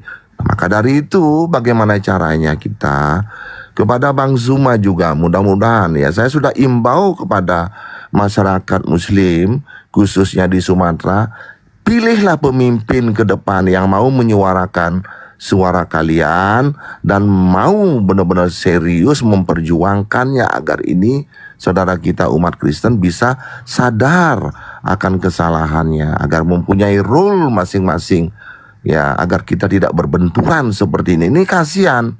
Sekarang ada Ratu Entok yang boleh dikatakan menjadi bermasalah, ada orang juga dari Toba bermasalah. Jadi yang kecil-kecil di bawah ini yang bergejolak, yang senyum-senyum itu mereka tuh para pendeta di atas itu, gitu loh. Udah nama pendeta dicatut dari Hindu, kita diam. Pendeta itu kan dari nama Hindu itu, Pandita. Catut kami diam juga, kami diam, selalu diam. Iya, Pandita. Iya, Pandita itu kan berasal dari apa namanya? Apa namanya? Gua lupa, jadi hang otak saya kalau bicara begini, sumpah. Iya, istilahnya pemangku itu pendeta ya, Pandita. Ya, gurunya Pandita namanya Nabi. Gurunya guru pendeta itu namanya Nabi. Kita di Hindu. Nah itulah, jadi janganlah nyerempet-nyerempet. Boleh memakai, tapi jangan bilang punya anak. Sejak kapan Tuhan itu punya anak? Nggak habis pikir saya itu. Logika dari mana Tuhan itu punya anak itu? Aduh, nggak masuk akal benar-benar loh. Ini kita resah, ini anak-anak muda ini. Saya takutnya pas dia minum ingat itu terjadi masalah. Aduh, capek kami dibuatkan tokoh-tokoh masyarakat oleh saudara kita umat Kristen nih. Sensus penduduk terakhir 22 Agustus ya, di Bali ya. Kalau Denpasar itu Islam 225.899, kalau Katolik 34.000, Protestan 16.000, 17.000. Sekarang sudah mulai banyak, saudaraku, jangan salah. Umat Kristen yang ada di NTT itu berbondong-bondong ke Bali, entah dana dari mana saya tidak tahu. Lalu beribu maaf karena kita mungkin pernah mengalami hal yang sama dulu. Seperti saudara kita di Sumba, ya kita juga pernah ekonomi di bawah dulu. Nah, ekonomi mereka di bawah, lalu datang ke Bali dapat pekerjaan, mabuk, minum, kerjanya bikin ulah, mencuri, alah mak sudahlah, pokoknya kriminal sekarang sudah agak naik nih di Bali nih. Sudah agak naik nih sekarang nih. Aduh, minta ampun. Yang namanya ayam dikasih beras hitam, ya kaget lah.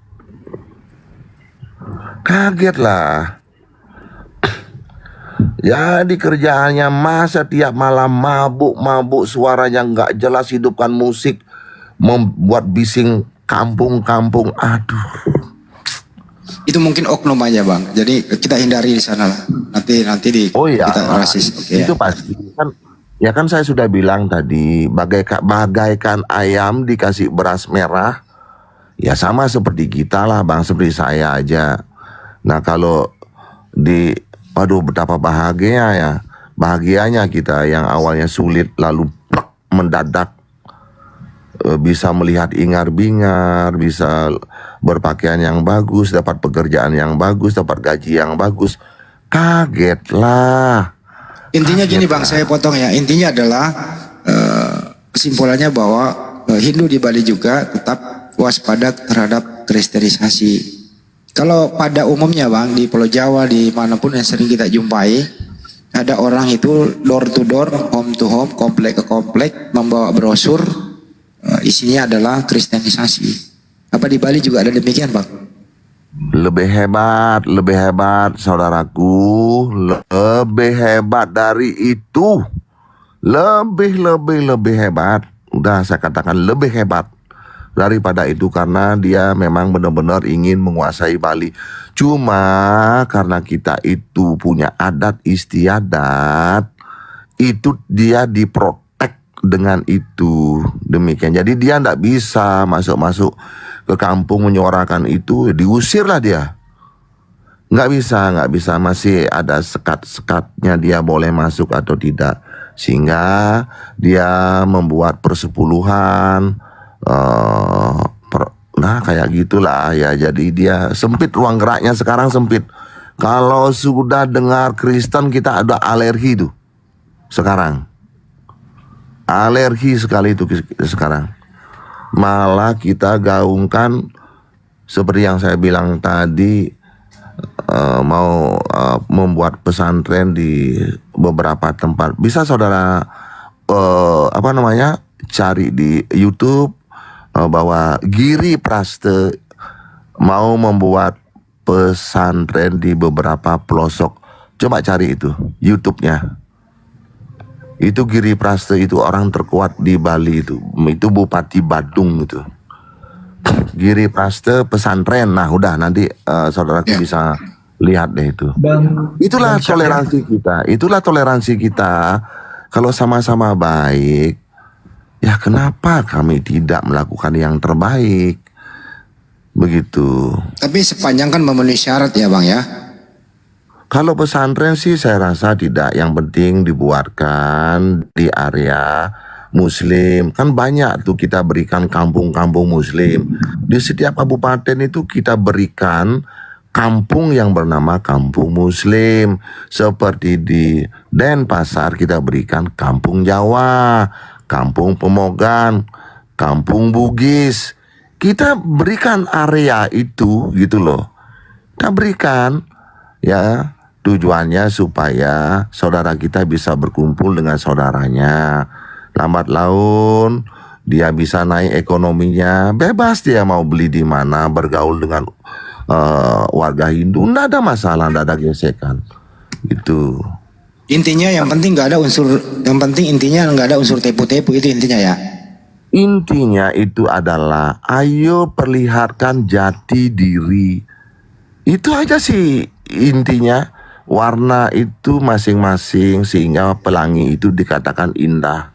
Kalau nyerempet-nyerempet itu yang nggak baik. Apa sih perlunya dia nyerempet-nyerempet? Ini tujuannya apa?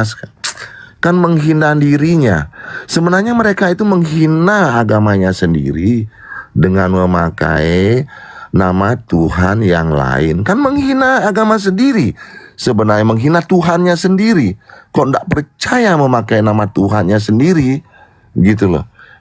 Aneh, memang benar-benar aneh. Di agama kita, beranikah kita mengganti nama Tuhan? Ya ampun, ya nggak mungkin beranilah kita. Kalau pengalaman saya, Bang, keliling Indonesia ya, ke Lampung, kemana, Hindu itu tetap kelihatan dia Hindu, nggak pernah dia ingin berislam-Islam atau berkristen-Kristen begitu. Kelihatan kalau dia Hindu. Kenapa yang satu ini, Bang, tidak percaya diri menurut Abang?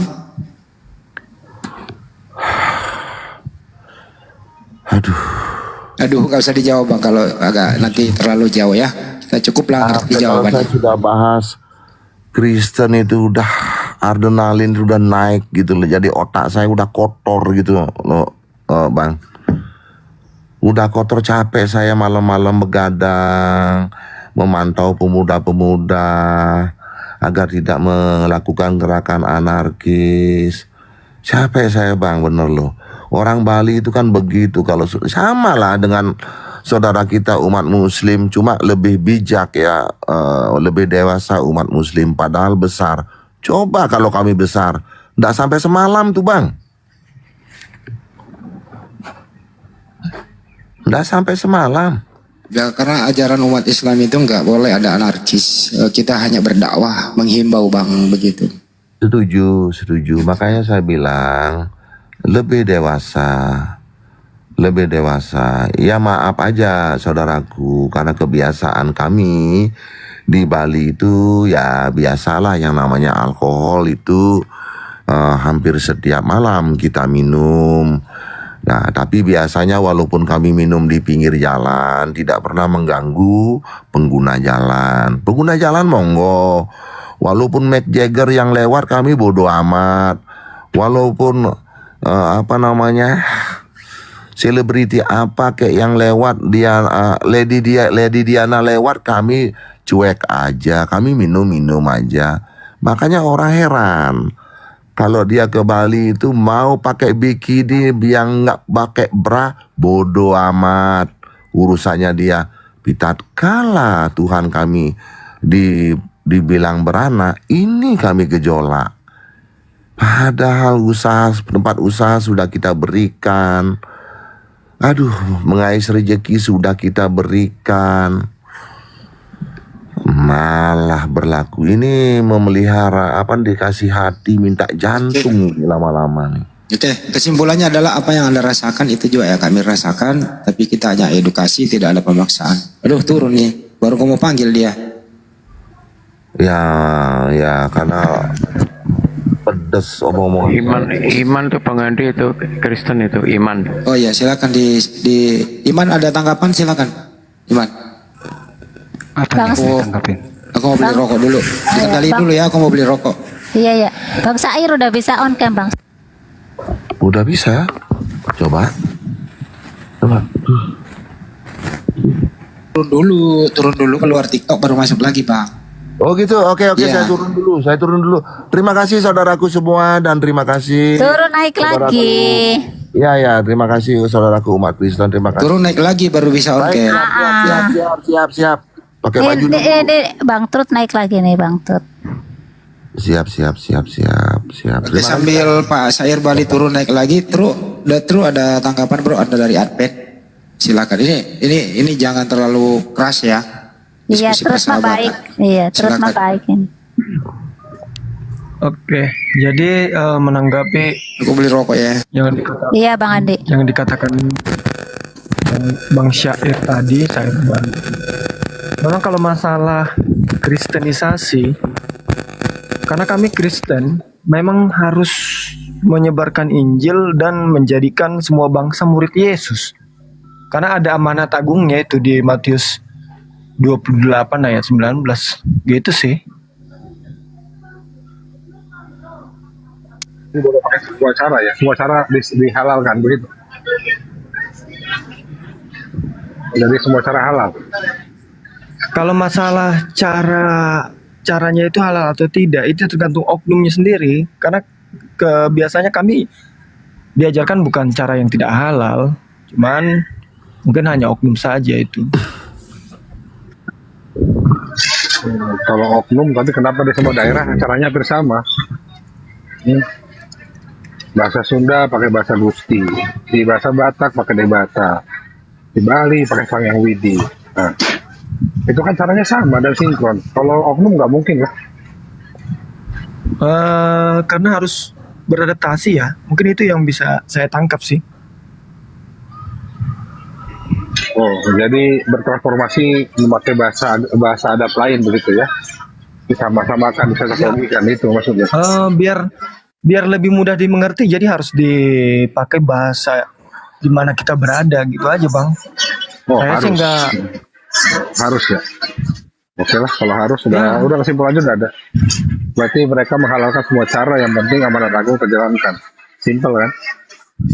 Tapi saya tunggu naik dulu nih, Bang Syair Bali. Saya mau tanya dulu tentang Trimurti. Tadi kan ada yang itu di bawah ini banyak yang komen. Ternyata Trinitas meniru Trimurti. Gitu. Saya mau belajar dulu itu Trimurti itu. Iya. Bang Syair Bali turun tapi naik lagi ya, katanya mau on cam. Bang Syair Bali. Iya, saya turun dulu. Nanti naik lagi. Siap, pasti. Wah, saya mau nunjukkan wajah saya yang Iya. ganteng. Oke. Oke. Cepetan Bang Syair. Saya Iya, tidak sabar. ini Bang The Truth mau nanya nih, Bang The Truth. Siap. Tunggu wajah ganteng saya. Tunggu saya. Sweet. Saya juga pengen on cam tapi belum bisa kayaknya. Tapi nggak maksa deh, jangan di follow.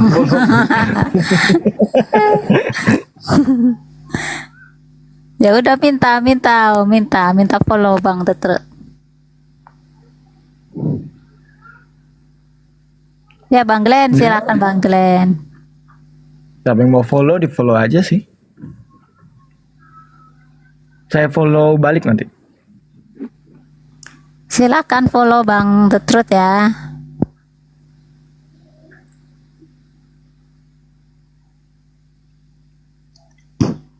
Mana Kalau nih, Bang Juma ini saya sudah sering dengar ini perdebatan dengan Kristen yang lain. Jago ini Bang Juma ini ya. Masih di sini nggak nih Bang Juma nih? Masih. Mana nih Bang Syair Bali nih? Naik lagi Bang. Bingung mungkin Bang Syair Bali. Nanti diajarin kalau nggak bisa on cam. Atau Iman apa yang mau disampaikan Iman? Sore Iman.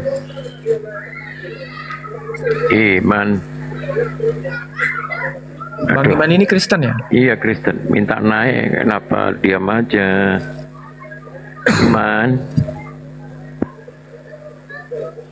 Iman. Ya. Bang Syair naik Bang Syair. Kemana nih? Nggak nemu kali. Ini. Komalku nggak nemu. Ini kok Iman tidak beriman ya? Iya, aneh namanya itu Bang Andi. Iman tapi nggak beriman. Itu kan bukan iman namanya itu, satu man itu. Oh, one man. One man. One man. Oh, satu manusia, one man.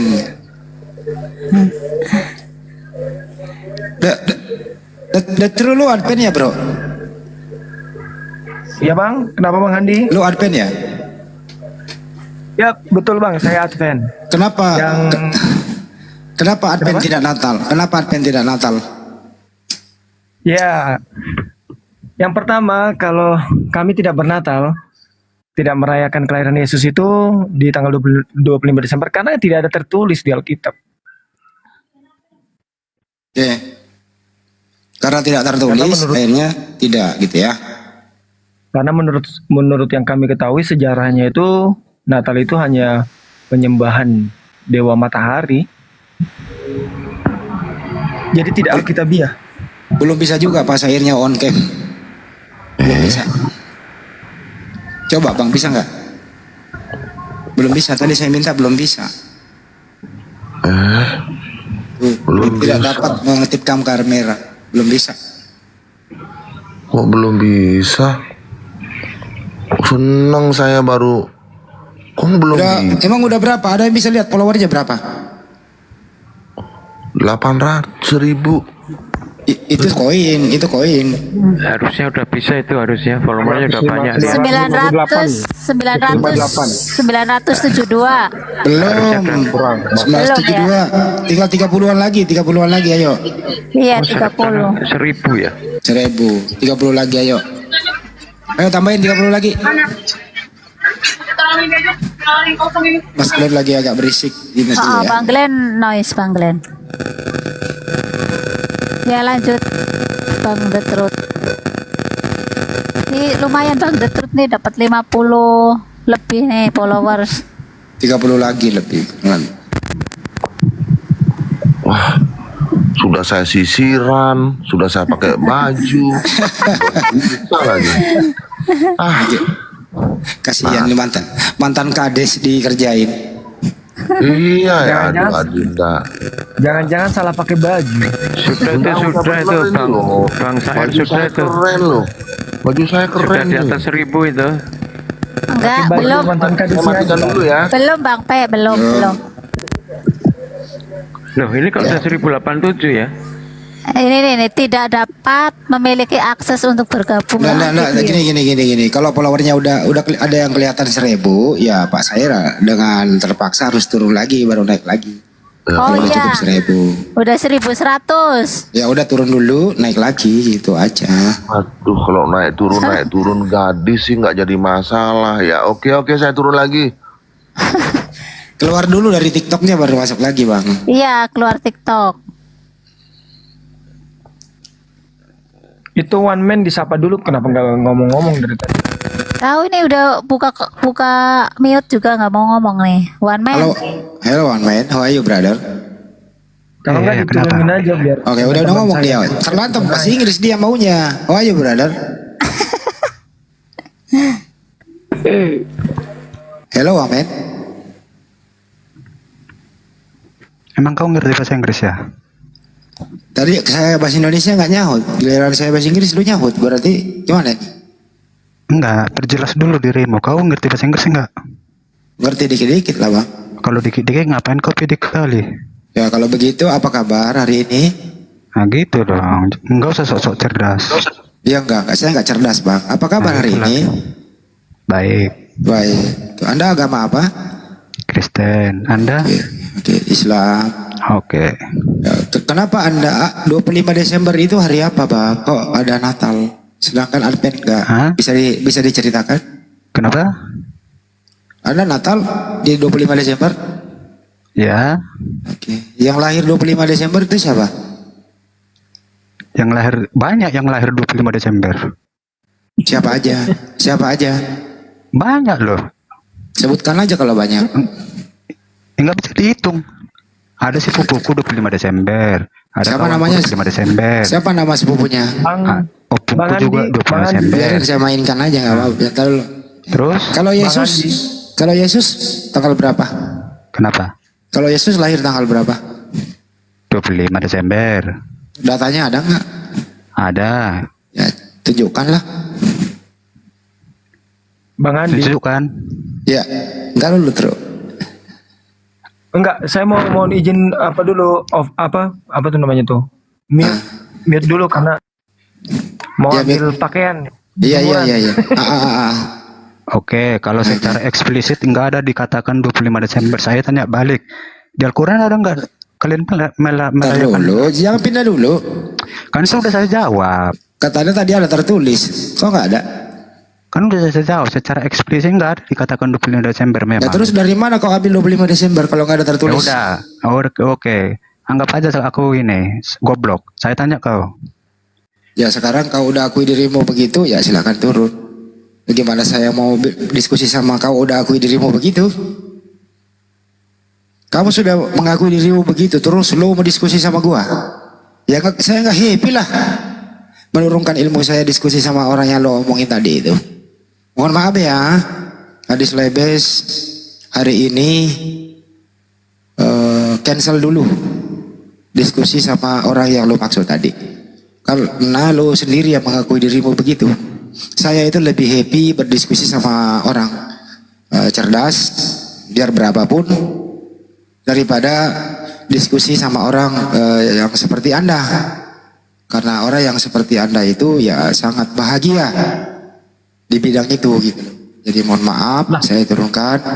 Saya nggak mau menghabiskan energi diskusi sama orang kayak Anda. Mana Bang One Man-nya Bang?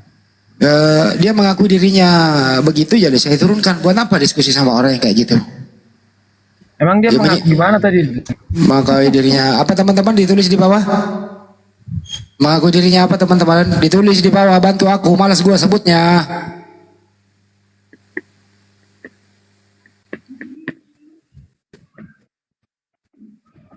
Enggak. Mengakui dirinya gitu. Ya kalau saya perhalus, mengakui dirinya botol gitu loh. Botol. Ya buat apa lagi diskusi kalau udah ngaku dirinya botol? Buang-buang waktu tuh. Emosi mungkin dia. Ya kurang lebih begitu. Datanglah bawa kedamaian, Bo. Kenapa sih selalu marah-marah? Ya kalau nggak ada tertulis, ya jujurlah kayak Detru. Kenapa Anda nggak Natal Detru? Ya karena nggak ada tertulis, selesai. Kita nggak ngejar lagi. Tadi dia bilang, ada tertulis, ada 25 Desember Yesus lahir. Ada datanya, mana datanya? Ya katanya Di mana nggak ada ya, nggak ada tertulis, nggak ada secara eksplisit tertulis. Ya kalau begitu ya hanya berdasarkan asumsi dong. Betul itu. Gimana sih mau diskusi pakai asumsi? Buang-buang waktu lah gue, mending gue lagi ngangkat dumbbell dulu nih, biar badan gue jadi dikit. Tiap hari gue jam segini olahraga gue bro. Gue ngos-ngosan nih. Mana Pak Sair balik?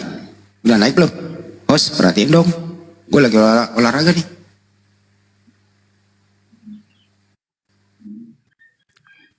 Kalau 25 Desember itu tradisinya kekafiran itu Bang.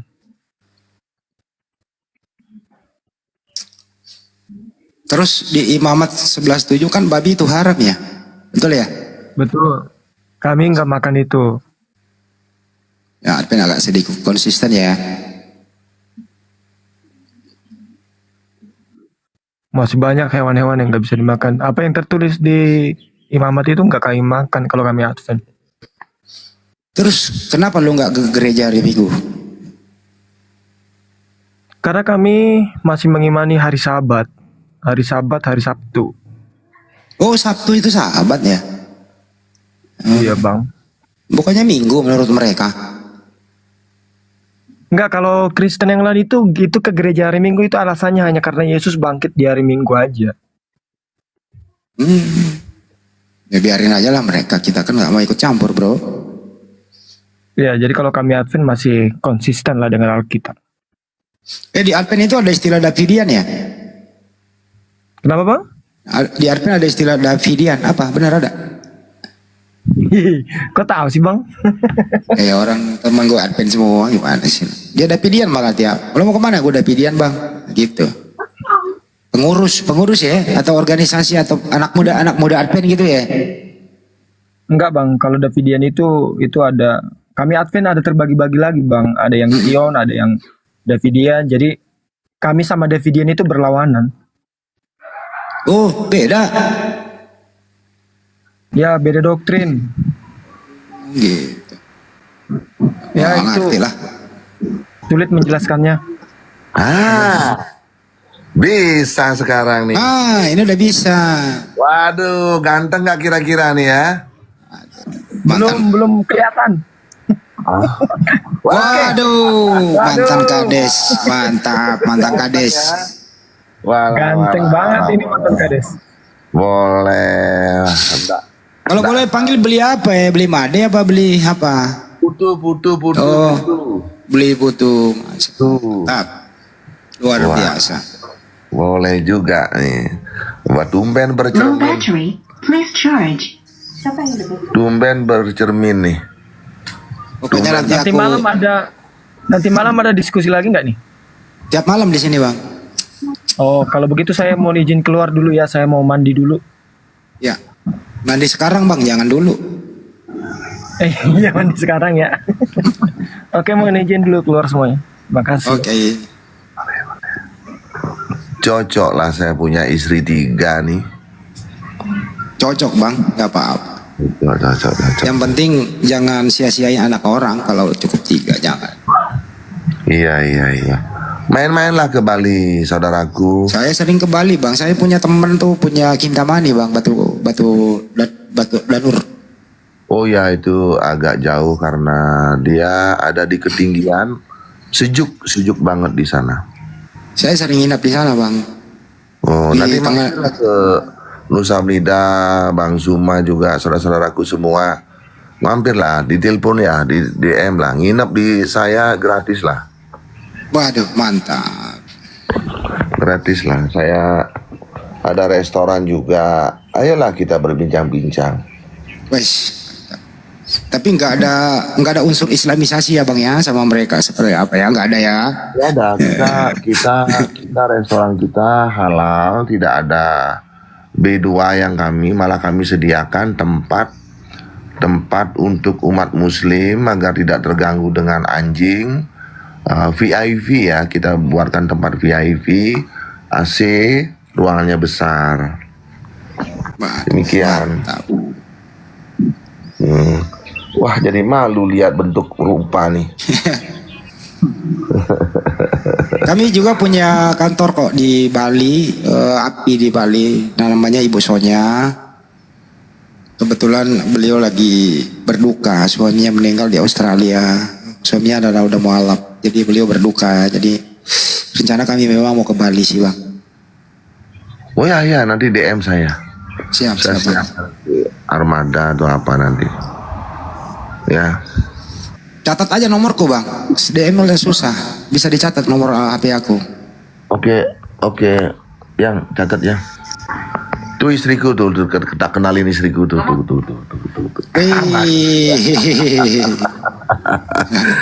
Malu dia. Ya kita apa yang harus kita sembunyikan? Ya kan? Berapa nomornya, Dek? 0813 lewat terus 9233 lewat 7800. 7800. Oke. Andi Slebes ya. Andi Bugis. Andi Bugis. Wah, kapten kapal saya orang Bugis. Wah, mantap itu. Wah, itu pinter itu, ya ampun. Namanya Zulkifli. Oke. Kampung Bugis kan ada di Bali, saudaraku, namanya Serangan. Pulau Serangan Kampung Bugis. Ya, itu saudara kita banyak sekali tuh di sana tuh. Wah, setia sekali. Ya, kami punya kapal dulu 4 dan kaptennya 2 dari Bugis. Gitu. Jadi kembali ke topik bang tadi biar jelas ya, bahwa Anda merasa juga tersolimi ya kalau ada liturgi atau keagamaan itu bukan agama Hindu tapi cenderung ornamen-ornamen Hindu begitu ya bang, ya gimana itu menyikapinya bang? Naik lagi adrenalin saya kalau Oke. Saya tenangkan diri dulu nih. Ya, seperti yang saya jelaskan tadi, bahwa kita itu toleransi kita itu sudah luar biasa terhadap umat Kristen, terhadap umat Muslim juga. Bahkan raja-raja kami terdahulu membuat pura itu di dalamnya ada masjid. Ya, beberapa pura di dalamnya itu ada masjid. Cuma kami belum membuat pura di dalamnya ada gereja. Ya, tapi sekarang rasanya itu sulit dilakukan ya. Karena setelah penistaan ini terhadap Tuhan kami, kayaknya kami sepakat tidak memberikan itu, dan kami sudah melakukan langkah-langkah memproteksi mereka terhadap adat istiadat. Karena apa? Ya itu tadi, saudara kita umat Kristen kebablasan, mungkin kesetanan mungkin ya, artinya merubah Bible-nya berbahasa Bali lalu memakai nama Tuhan kami, Ide Sang Hyang Widi, menjadi Tuhannya mereka. Dan lebih ekstrimnya lagi mengatakan bahwa Ide Sang Hyang Widi itu punya anak namanya Sang Hyang Yesus. Jadi sebenarnya sekali lagi mereka itu menghina Tuhannya sendiri. Mengapa nama Tuhannya sendiri kok mudah sekali diganti-ganti? Sebenarnya tak ada alasan apapun yang membenarkan untuk persamaan nama Tuhan mengambil nama Tuhan yang lain. Ya, gitu. Kalau nama Tuhannya maaf, artinya kalau nama Tuhannya misal diganti dengan bunglon sesuai dengan filsafatnya dia, misinya dia, di mana bumi dipijat, di sana langit dijunjung, lalu penyesuaian Alkitab, oke lah, tidak ada masalah lah, kan binatang tidak bisa ngomong kan, tapi kita kan bisa ngomong. Ya, artinya itu sakral gitu loh. Sakral. Artinya mungkin dia berpikir begini, oh terhadap umat Islam aja diambil Tuhannya, dia ndak bisa berbuat apa-apa. Apalagi yang kecil-kecil, yang seuprit seperti umat Hindu atau kepercayaan. Apalah artinya? Artinya dia terbiasa membuat langkah-langkah seperti itu gitu loh. Cuma kami ya memang belum bisa, tidak berdaya lah untuk hal itu. Ya, belum berdaya saudaraku. Kita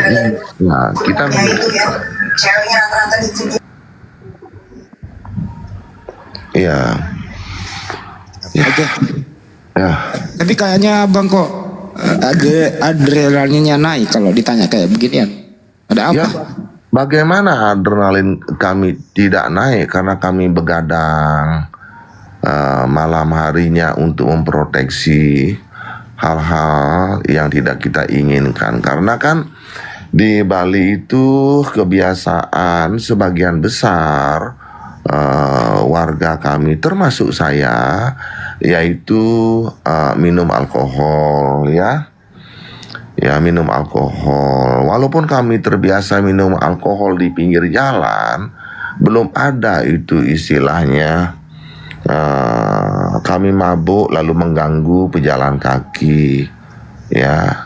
Walaupun siapa yang lewat mau pakai rok mini, mau pakai celana CD yang perempuan lewat, mau ndak pakai bra, bodo amat kita. Yang penting kita ndak mau mengganggu mereka. Itu kan haknya dia. Ya, dia punya celana dalam atau enggak, mau punya bra atau enggak, mau dipakai atau enggak, itu urusannya mereka. Tatkala apa yang sakral di kami itu diplesetkan, dipakai lalu diplesetkan, ya ini masalah gitu loh. Karena itu adalah hak kami gitu loh. Itu di sana saudaraku. Bang, ada yang mau nanya nggak? Yang lain silakan. Ada yang mau mangga nggak? Waduh, mantap itu. Ini istri saya nih yang buatin mangga tuh. Nah, malu dia malu. Jangan bang. Oke, lanjut. Siapa yang mau bertanya? Ayo nanya. Jadi intinya adalah perasaan Hindu juga ternyata sama yang kami rasakan kalau nama Tuhan kami itu dikatakan Yesus anak Allah. Itu juga. Iya. Ya gimana caranya menyadarkan mereka ya? Sulit juga karena mereka juga bingung mau pakai Tuhan apa. Ya kita mengerti dan kita juga tidak menyalahkan para domba-dombanya ini lalu bertahan ngeyel. Ya saya tidak menyalahkan karena pendetanya yang ngajarin ngeyel gitu loh.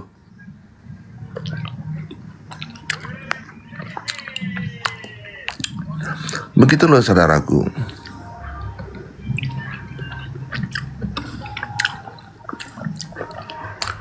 Tuh, lalu gimana caranya ya? Sulit juga ya.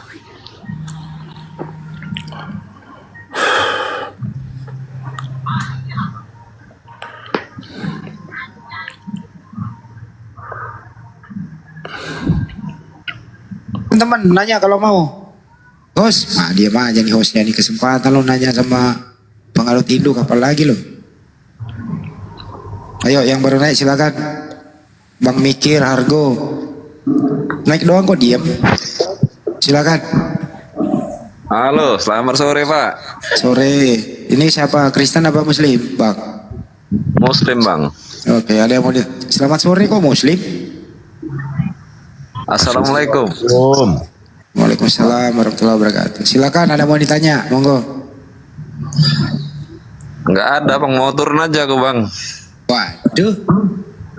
Naik turun kalau kau wanjat kelapa itu naik turun. Terjatuh pula lagi kau. Aku tap salah pencet tadi. Oke, nggak apa-apa. Vanora silakan.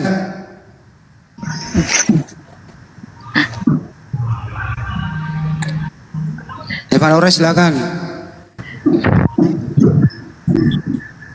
Waduh.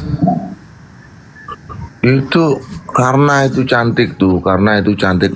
Bicaralah sekali waktu. Iya, Jangan karena takut ada istriku di sampingku.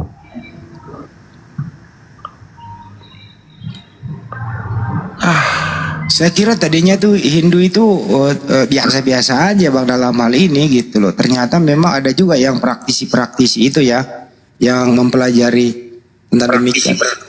Bang, pendapat Anda mengenai Zakir Naik yang bisa menghafal kitab Anda?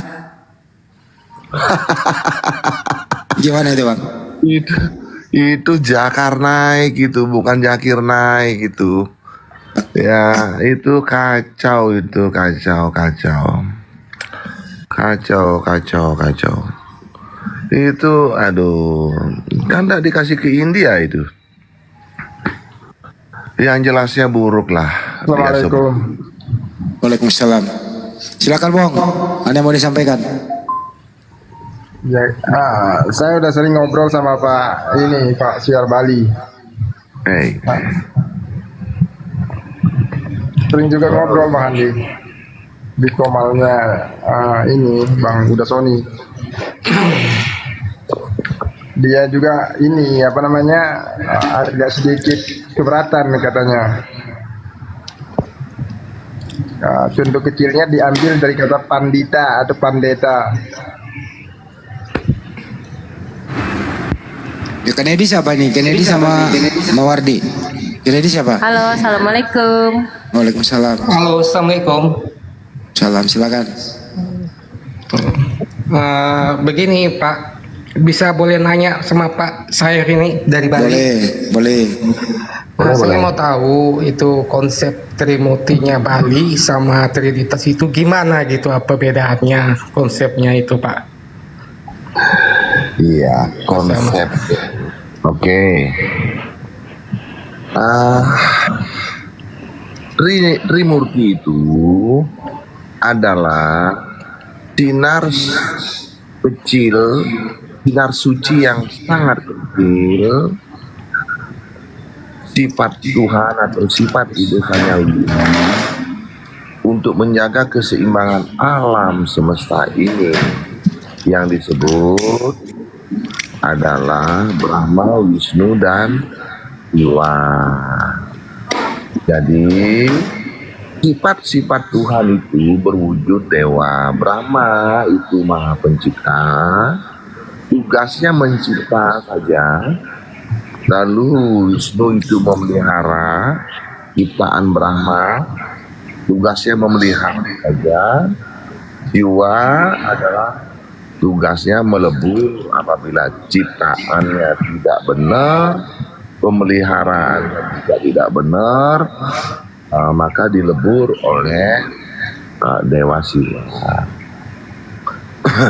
Nah, kalau Trinitas ini saya bisa katakan sekarang ini bahwa itu penjiplakan dari Trimurti. Kenapa demikian? Karena tragedi ini yang menyebabkan saya mengonotasikan bahwa itu penjiplakan. Jangankan Trimurti di bawah dewa, di bawah ide Sang Hyang Widiwasa, itu kan masih di bawah jauh ya.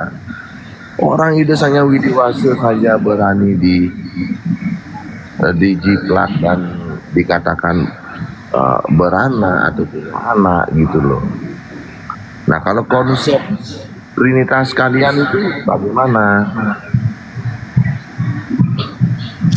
Saya mohon maaf Pak, saya Muslim Pak. Saya pun mau pingin tanya konsepnya dari Bali gitu. Jadi kalau ada di Komal ini Kristen, saya pun mau tahu juga gitu. Maaf. Ya nggak apa-apa Pak, nggak apa-apa. Adrenalin ini udah naik masalahnya nih. Oh, tenang dulu Pak, bawa minum dulu santai.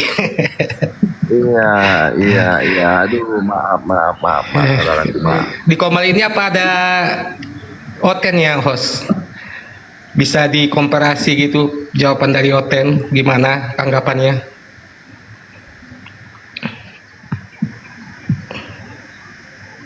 Oh, udah satu lagi Pak, mengenai pergerakan misionaris di sana gimana Pak menurut Bapak?